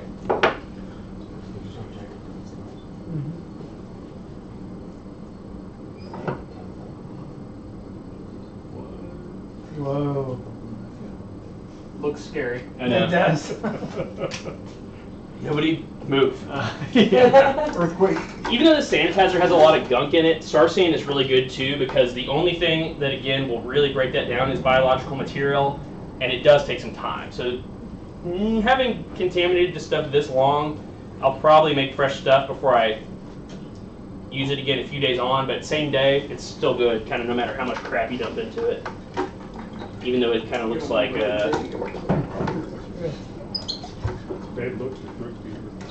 So, the next thing we're going to do is use a tool called our auto siphon, which also comes in the wine kit, to transfer our finished wine that's been sitting for a few weeks out of the bucket that it's in, and hopefully you can kind of see all this crud that's sitting on the bottom down here, from this container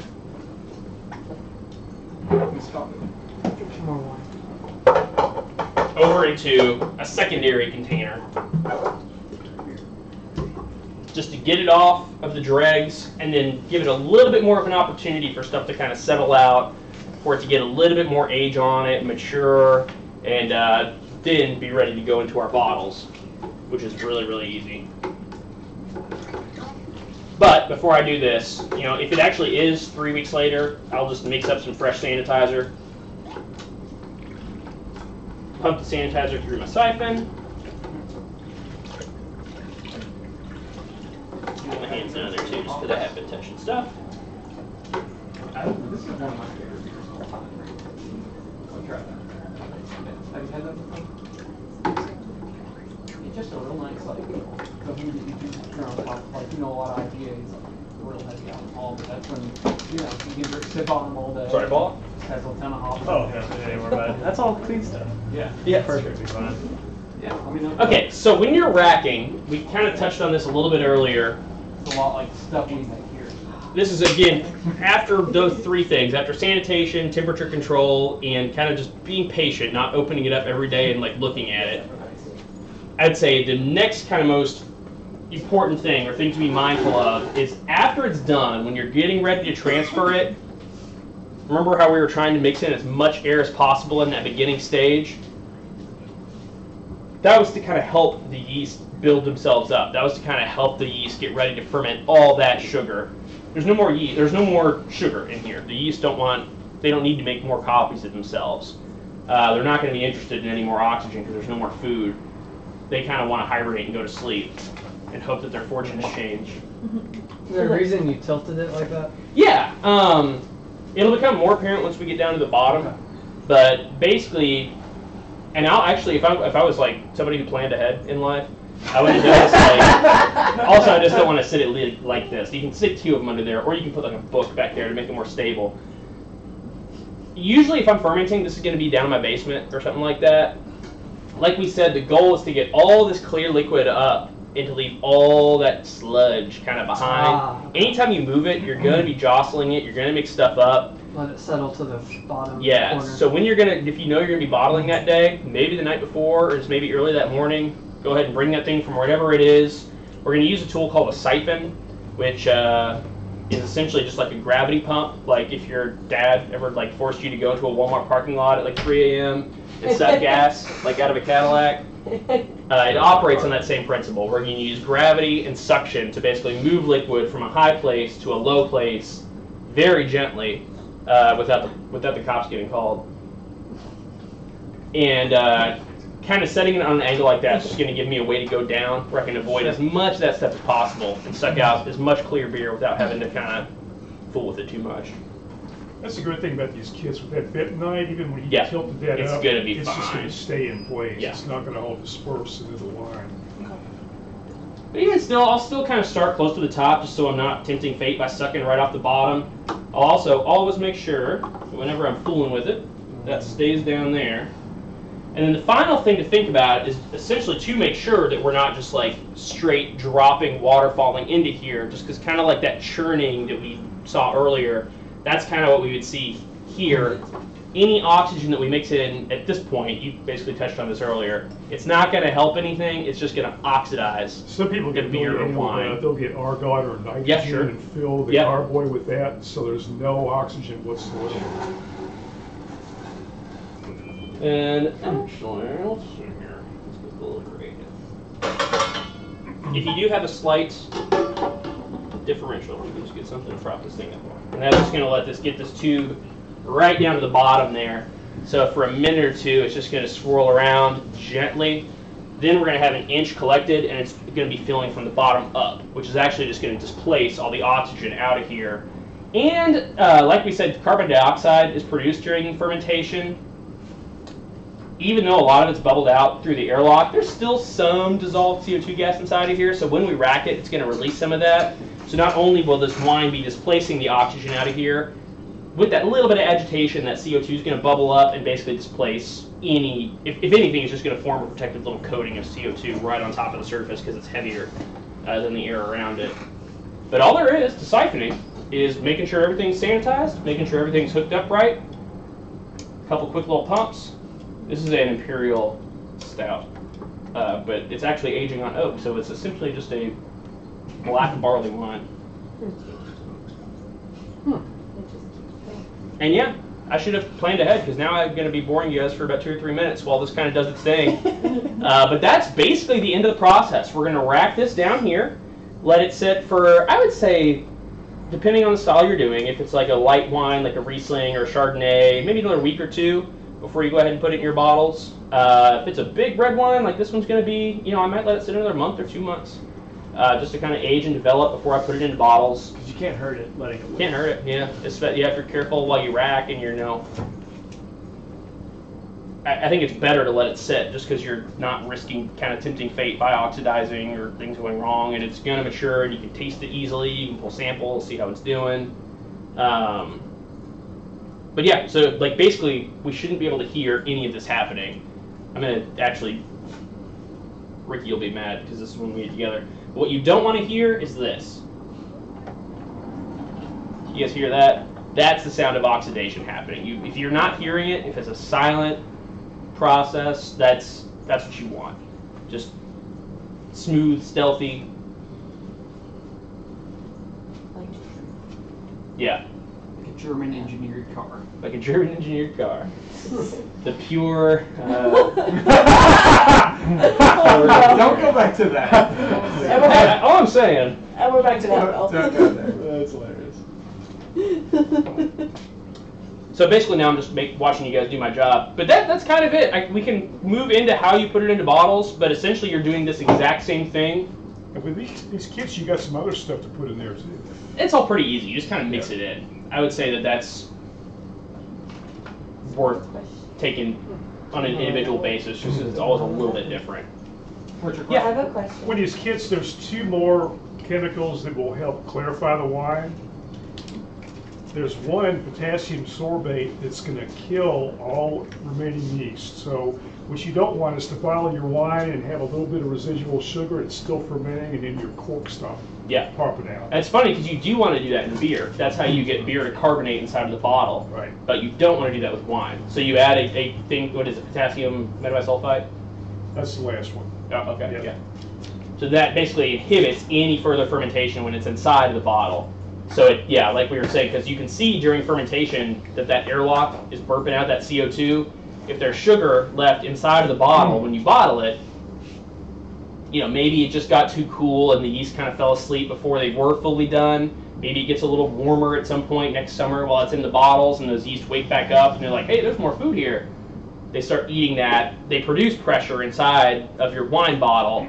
Now it has a cork in it, so it has nowhere to really go except for either exploding your bottle or, better case scenario, maybe. Yeah, kegs and driving the bottles cork are out. designed to retain that pressure. Yeah. Wine corks aren't. Which is why on a champagne you'll see that wire cage over the top of the cork, which is to basically give it something to grab on to hold that in, because that's a carbonated wine. So we have a bottle from Missouri that the cork popped just a little bit. Yeah. So I guess that's probably why. Yep. A bottle of wine? Mm-hmm. Yeah, more than likely. There's It was, a little bit of residual sugar. Pressure changes and temperature changes can also do that, just because if it was like bottled on a higher altitude or a lower altitude, and then if you bring it to a higher altitude, that could produce more pressure inside of the bottle. Usually the cork is kind of good at dissipating that over time, but that could produce a temporary... It raised about that much. Yeah. It hasn't really done anything since. I think it's trimming that. That's the trimming fine. And it happens. I think this is a question for both wine and beer. Yeah. Maybe it will overlap, but when you go to bottle it, do you have to transfer it into a jug like this before you bottle it? Or can you do this directly into bottles? You can do this directly into bottles. I would recommend putting it into another one, because no matter how careful I am, I am going to suck up some of this crap. And there's still going to be some stuff floating in suspension. So they'll call this like a secondary fermenter, which is kind of a misnomer, because ideally it really shouldn't be doing any more fermentation in here. It's just kind of like a secondary or an ancillary storage container to allow for more settling, especially since most of these kits do call for you to mix in.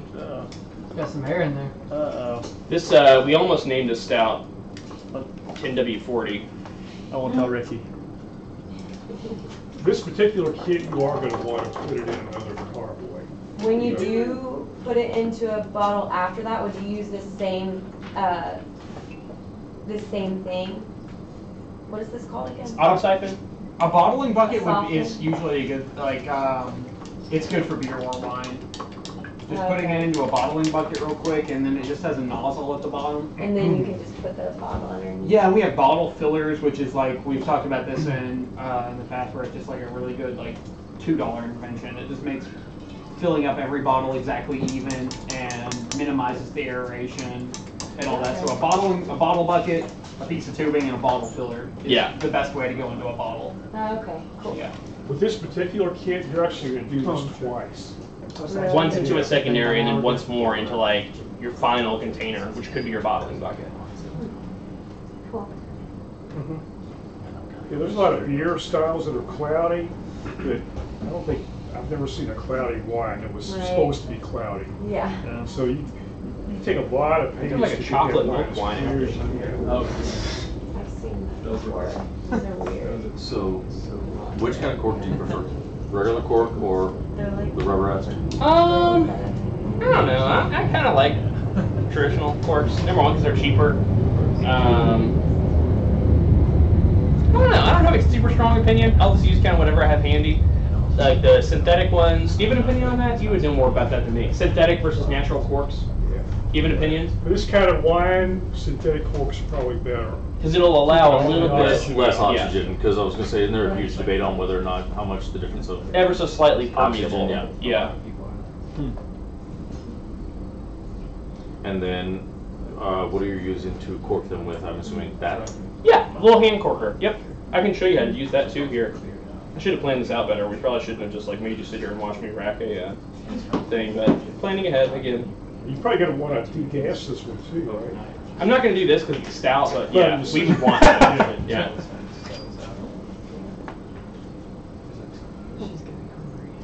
Instead of like just, we'll say what that means. Before you put it into bottles, that same stir bar that we use to basically mix in oxygen, if you put the drill in reverse, and then I stuck it down into here before it went into bottles,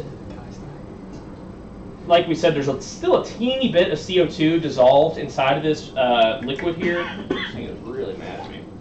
And you can't pour it spare you all directly. this, and I'll do Because it. you'll just oxygen it. Right. Yeah, you can't just pour, and you would also get all the gunk up off the bottom.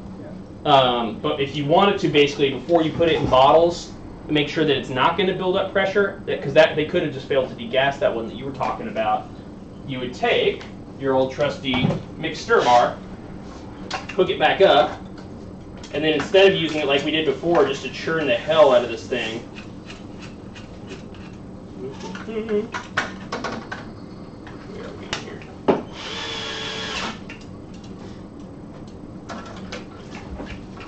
what I would do to just push any CO2 that is dissolved inside of here so we don't have any carbonation inside of our wine, I would just take my sanitized mixed stir bar, stick it down inside of here, and then ever so gently down the bottom, after I racked it off the dregs,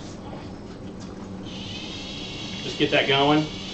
It's not popping up in here, but if there was more density around it, you would see it flared out like that.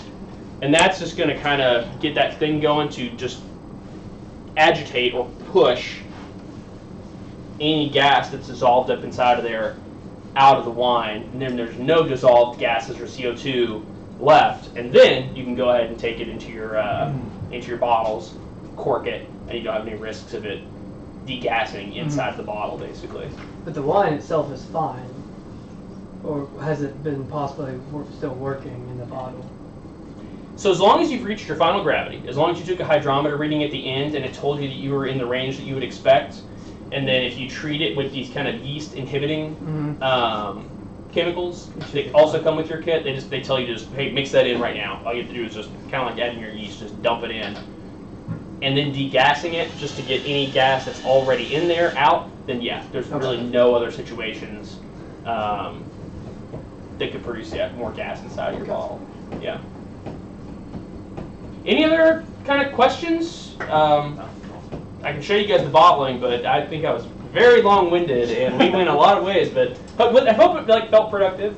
Yeah. Will you be here for a little bit so we can maybe buy Oh, some more yeah. stuff? Also, everything in the shop is 10% off. So if anybody does want anything, 10% off for you guys listening to my prattling on about all this stuff. Yeah, right. But yeah, I really can't thank you guys enough for coming and hanging out with us. I hope that makes it seem easier rather than harder. It's really not complicated. I always say this about beer, but it's like true for wine too, especially from these kits. What does Gandalf say about like hobbits? You can learn everything there is to know about a hobbit in a day. You can learn how to make beer or wine in a couple hours. I like that. But 13 years later, like I still learn something new. They'll Like if continue the to question surprise is, you. you guys Surprise you. ask. Yes. Yeah, I still get surprised every day by the complexities and like the. I would even say more so with wine. Like with beer, I mean, there's really no right or wrong way to do stuff. There's as many ways to make wine as there are winemakers out there, and you know, at the end of the day, the proof of the pudding is in the eating. So if you're making stuff that you really like, I mean, we have some customers who win medals like all over the country with like style guidelines and like, you know, that kind of stuff. We have some customers who found their grandfather's like wine recipe in a what do they call those things, Hoosier cabinet or something, and they like decided to make it, or maybe it got handed down to them, or maybe they made wine with their dad when they were a kid and they want to like recreate the old recipe. So there's no right or wrong way to do it, and that's the one thing that I like to just kind of dispel from beer or wine. We've got some customers who dump some Yep. yeast into a jug of Welch's grape juice. Yep. You know? Dad, you won a ribbon in the state fair just fermenting Dole pineapple cocktail. The best I've done was second place at the state fair. And I remember one time the guy made this peach wine. It was just like nectar from heaven. It was so good. And I just envisioned, you know, he went up to some orchard and got these fresh peaches, and we'll have to talk to him. I said, what did you make that wine from? He kind of put me aside. Well, I went to Sam's Club and I bought these big, like 2-gallon cans of sliced peaches and heavy syrup. So I don't know if you're watching, but shout out David Pike. David Pike won, I want to say he won first or second place. If you're watching, David, leave a comment. He won a high metal thing just from one of these $40 like fruit wine kits, and he won like, I think he won first place in the fruit category with holler if you're watching, man. I think it was the apple. Up to 2 people watching. It's not likely. Maybe he can. Well, We'll catch it later. That's kind of an dribble on extreme for 2 case, hours, but yeah. with wine, the better the ingredients, it's like Papa John's, the better the wine. I was talking to John And a the couple of employee years during the wine harvest. I've gone up to Erie, Pennsylvania, and there's a lot of grape vineyards up there. You can get that wine, and they also bring fresh grapes in from California. So I told John, if anybody's interested, we can kind of we actually get probably a will group try of to do people that this together spring. and do a road trip and bring some of that down. That's cool. And that just kind of kicks it up to the next level. It's just so much more fun and so much better. This is great, and it just gets better from there. I don't know. I think that better is a very loaded term to begin with, but that's the way that you really can learn. That's the way that you can really. Well, better in that there's just so many more things that you can appreciate about it. Exactly. I 100% agree with that interpretation. Yeah, because the subtlety. I mean, it's the same thing with beer. You know. Yeah. I remember when I first got into craft beer, like. And now I just am super pretentious about it, like.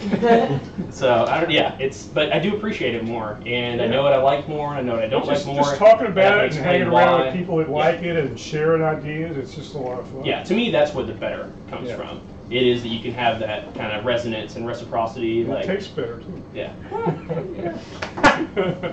I just I enjoy doing it with you, and have enjoyed doing it with Sam, and have enjoyed doing it with all you guys. Awesome. And all you guys out there. So thank you very much. I will shut the fuck up. If you got questions, stick around, and cheers. Or salute.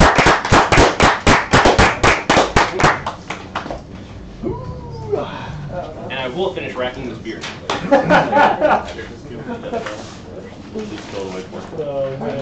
She's thick, Ricky. If you're watching, this beer is too thick to siphon. Have you tasted It's it? still on. No, I'll pull the sample here. I was gonna show her I my mean, work funny, video. Ricky just started commenting like, this is how my beer is. I mean, I'm surprised he had. Maybe he didn't want to comment. On it. That's awesome. Maybe he's busy or something right now.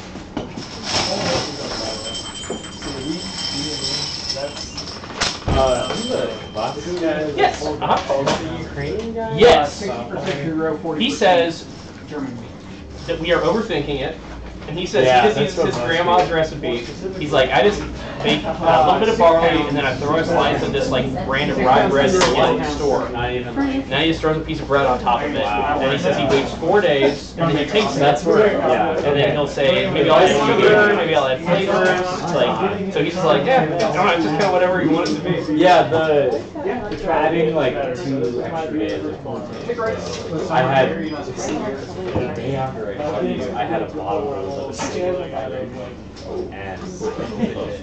the entirety of it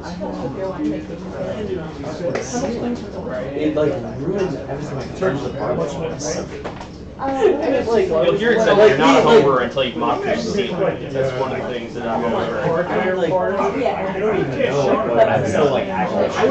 Yeah, like none of the contents were inside. Like the entirety of the ceiling. So, right now I'm just working in chemistry. I work at a small biotech place. Yeah. So that was yeah. And yeah, It sounds like the it this malt, way, kind of fast. Okay. it's like it makes it taste. I would taste Well, it. yeah, It's like, I mean, like the bread like definitely has a flavor, but it's less like straight like caraway. Yeah, he said he uses like She was wondering what comes with. I could probably buy about 4 pounds of grain is usually what he gets. Oh, No, I think he makes 3-gallon batches. And then he dumps in some sugar, and then he throws a slice of bread on top for the yeast. And I guess it's the American. Yeah, but after Jackson,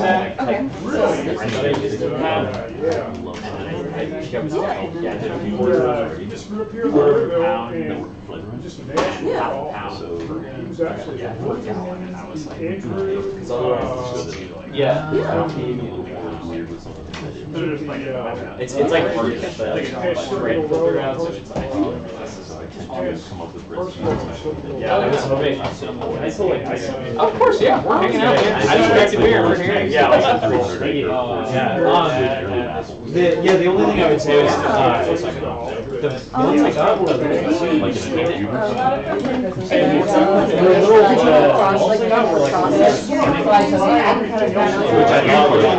I got the black one. That's very. Which I knew that was. You guys are working more on like cider and stuff?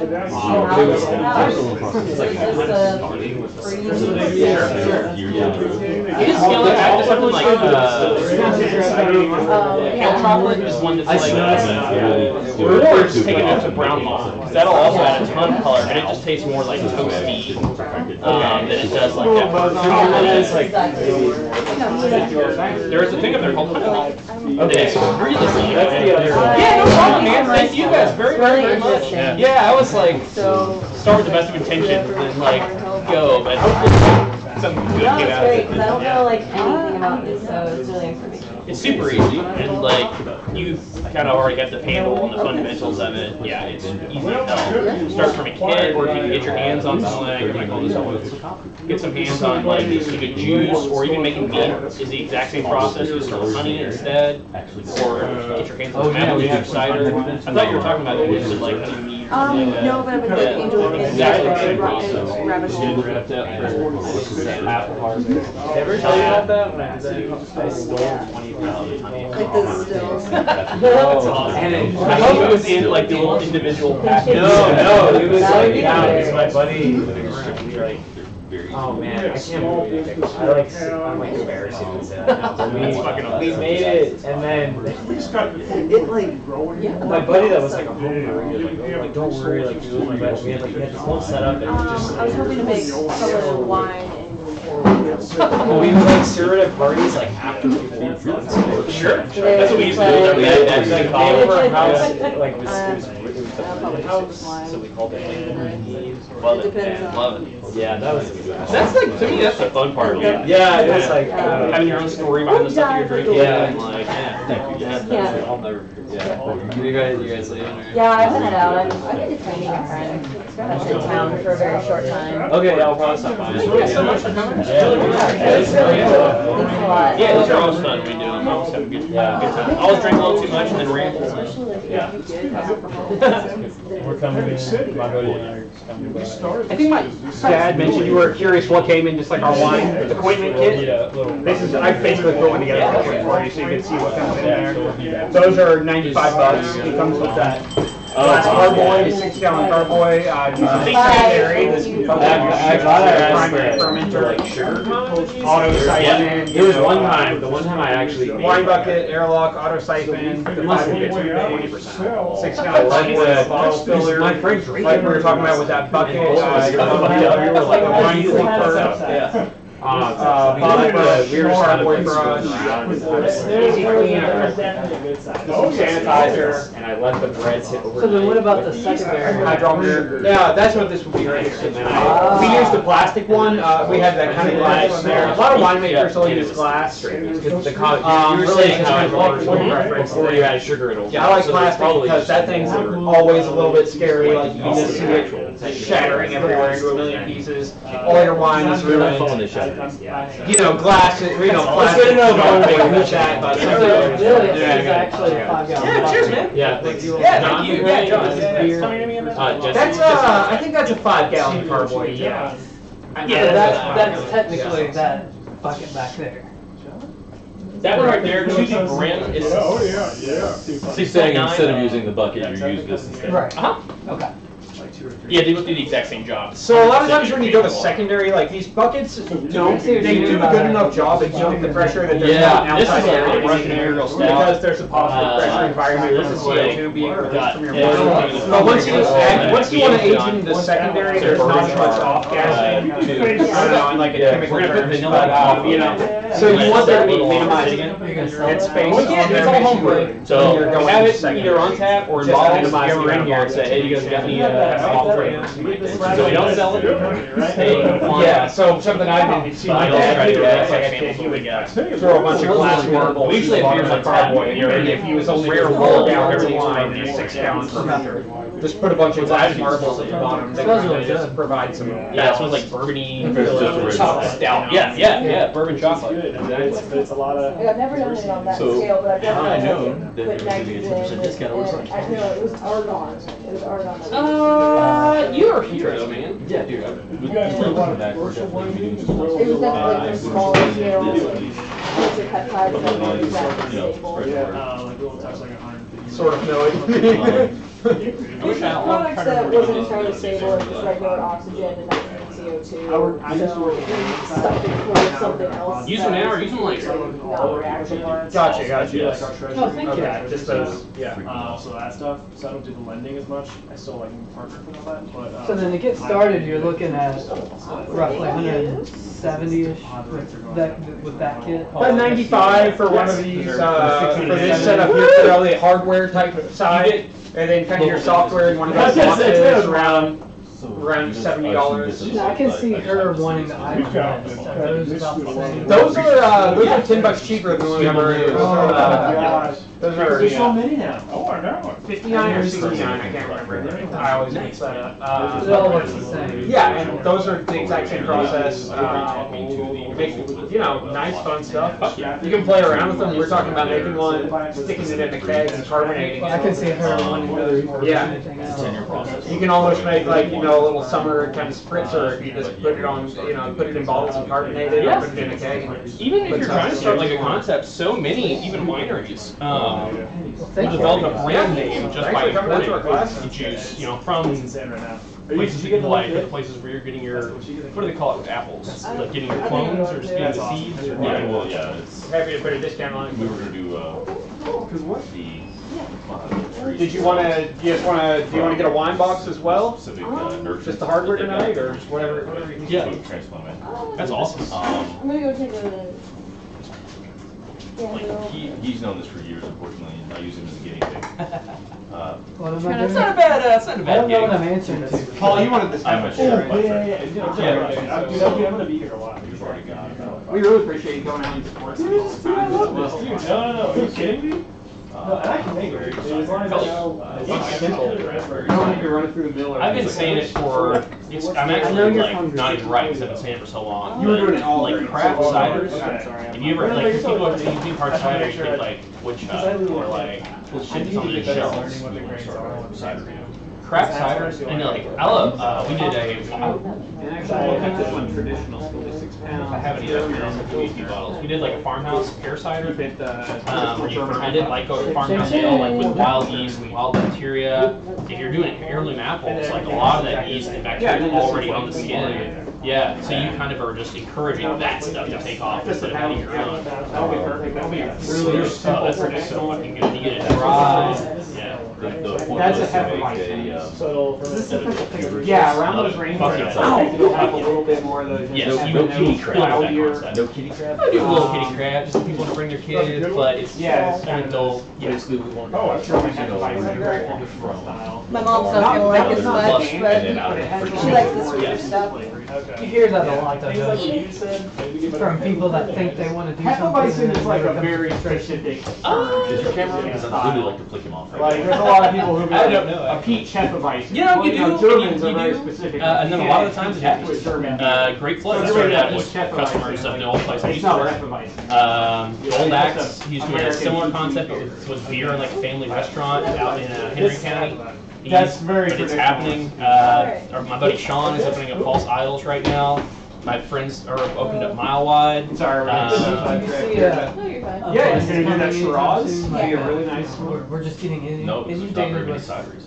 I think that anytime you go Sure. macro, like I think that anytime you, instead of trying to like If you get stuck on it all, we Accept have the our whole customer, world, you you just know, we really have a little focus on the how-to people sheet. you This one's a can little more reach. focused I on think beer, there's but we still had a that lot sheet over there more. for the wine. And I- you know, It'll if come you- with the like, I would instructions, our cite phone even- numbers here. If I want to go farther, I would cite towns like Asheville. You know, customer Yeah. support, that's But always even part look of at it. Lexington. Okay. Like Lexington's And breweries per it's capita called- are like 4 times as much as Louisville right now.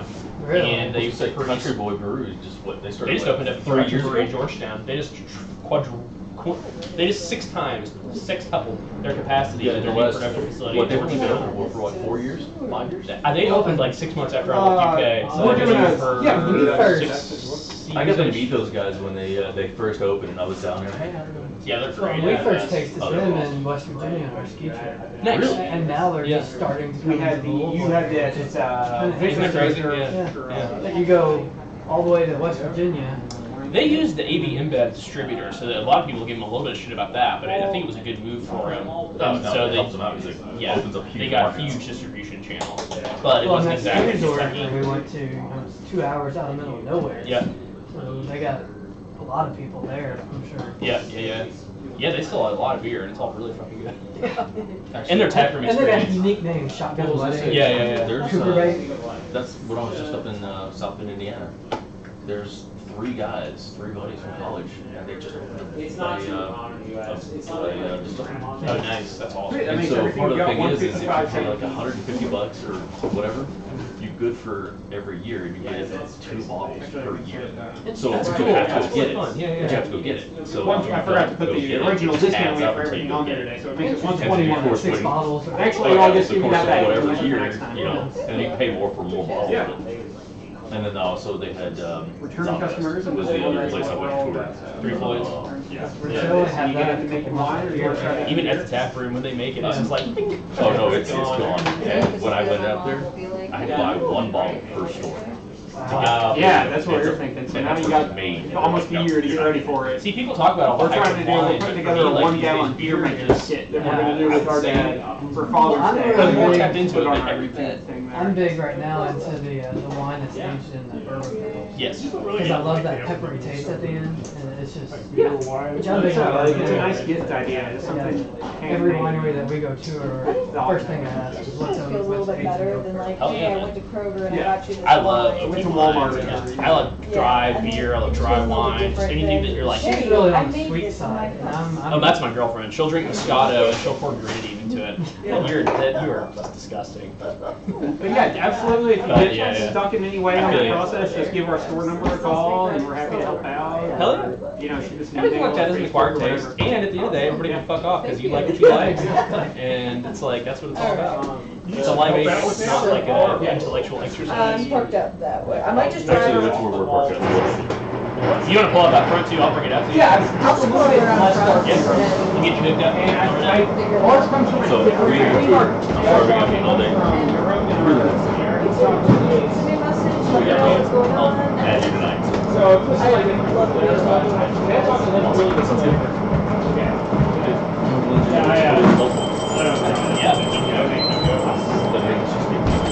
So, ready? Make up your mind what you want. It's like a fermented rye. If you do that, No, here, we're gonna play this. We're gonna play. What are you guys in the mood? Guess where we're taking? she's in the mood for sushi. Oh hell yeah, let's go right. Yeah, drinking daughter, my jam for that. Pull this. Wild gingers get pretty good sushi around here. Yes. Oh, he's fucking great. But you know they're getting ready. Like even though they just expanded, they're gonna have. Don't tell me they're about to close. No. They're gonna have to move. They're expanding the stupid Taylorsville Road, which means they're taking up another 8 to 10 foot of their freaking crap, which means they're done. Hey, I'm a chef. I know what you're doing. Thank you guys so much. Nice meeting you. Really fun. Thank you so much for hanging out. Yeah. Cannot thank you enough. Any questions? Anything we can do? We're here. Holler. Take care, you guys. Definitely.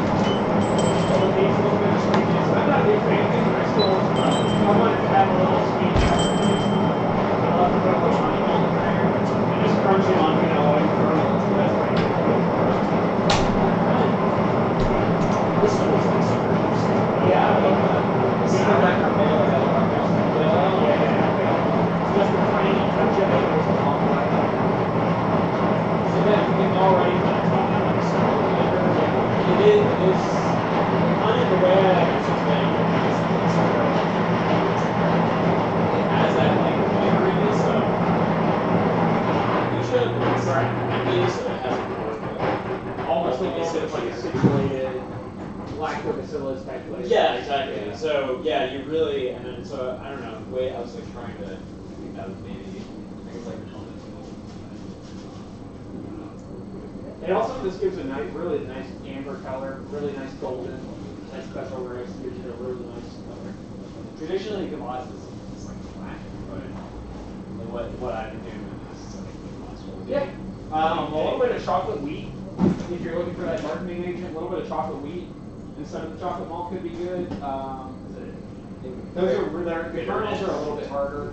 It is, darker, right? But it does have really good flavor. Yeah. So when Or you could go with the wheat versus bitter. malt, so that's barley versus Wheat. The rest of them are barley. Okay. That's the only one that's and it's what is it? Remind me of the price? It's $2. $1.99. Okay. Yeah.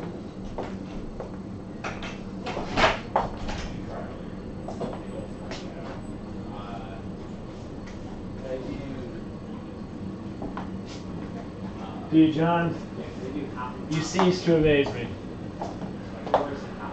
I think you mean never cease. Oh, wait. Thank you so much for coming out, man. Dude, no, dude, I'm all about this. Yeah, me too. It's fun. It was fun. This is... So, I'll tell you, I told Sam, I'm That'll trying kind to of turn into it. That'll start getting into what it goes Yeah, hang out. Because... We were trying to do like some kind of a podcast idea around that too. Like, My buddy's coming over tomorrow. Never brew beer for yourself. We're going to brew beer. Yeah. To a fair to try it. Right. Let's buddy. Come over. We'll brew beer together. man, I should put you on the I'm payroll, guaranteeing dude. you. No, I'm guaranteeing you. This weekend he's gonna come in and we're gonna get a kid. Hell yeah. Guaranteeing it. Because that's the thing is like, because I remember how long I was scared to brew beer, and now that I do it, I literally am addicted to it. Yeah. You just keep brewing beer. Especially when it's something that you like just enjoy in general.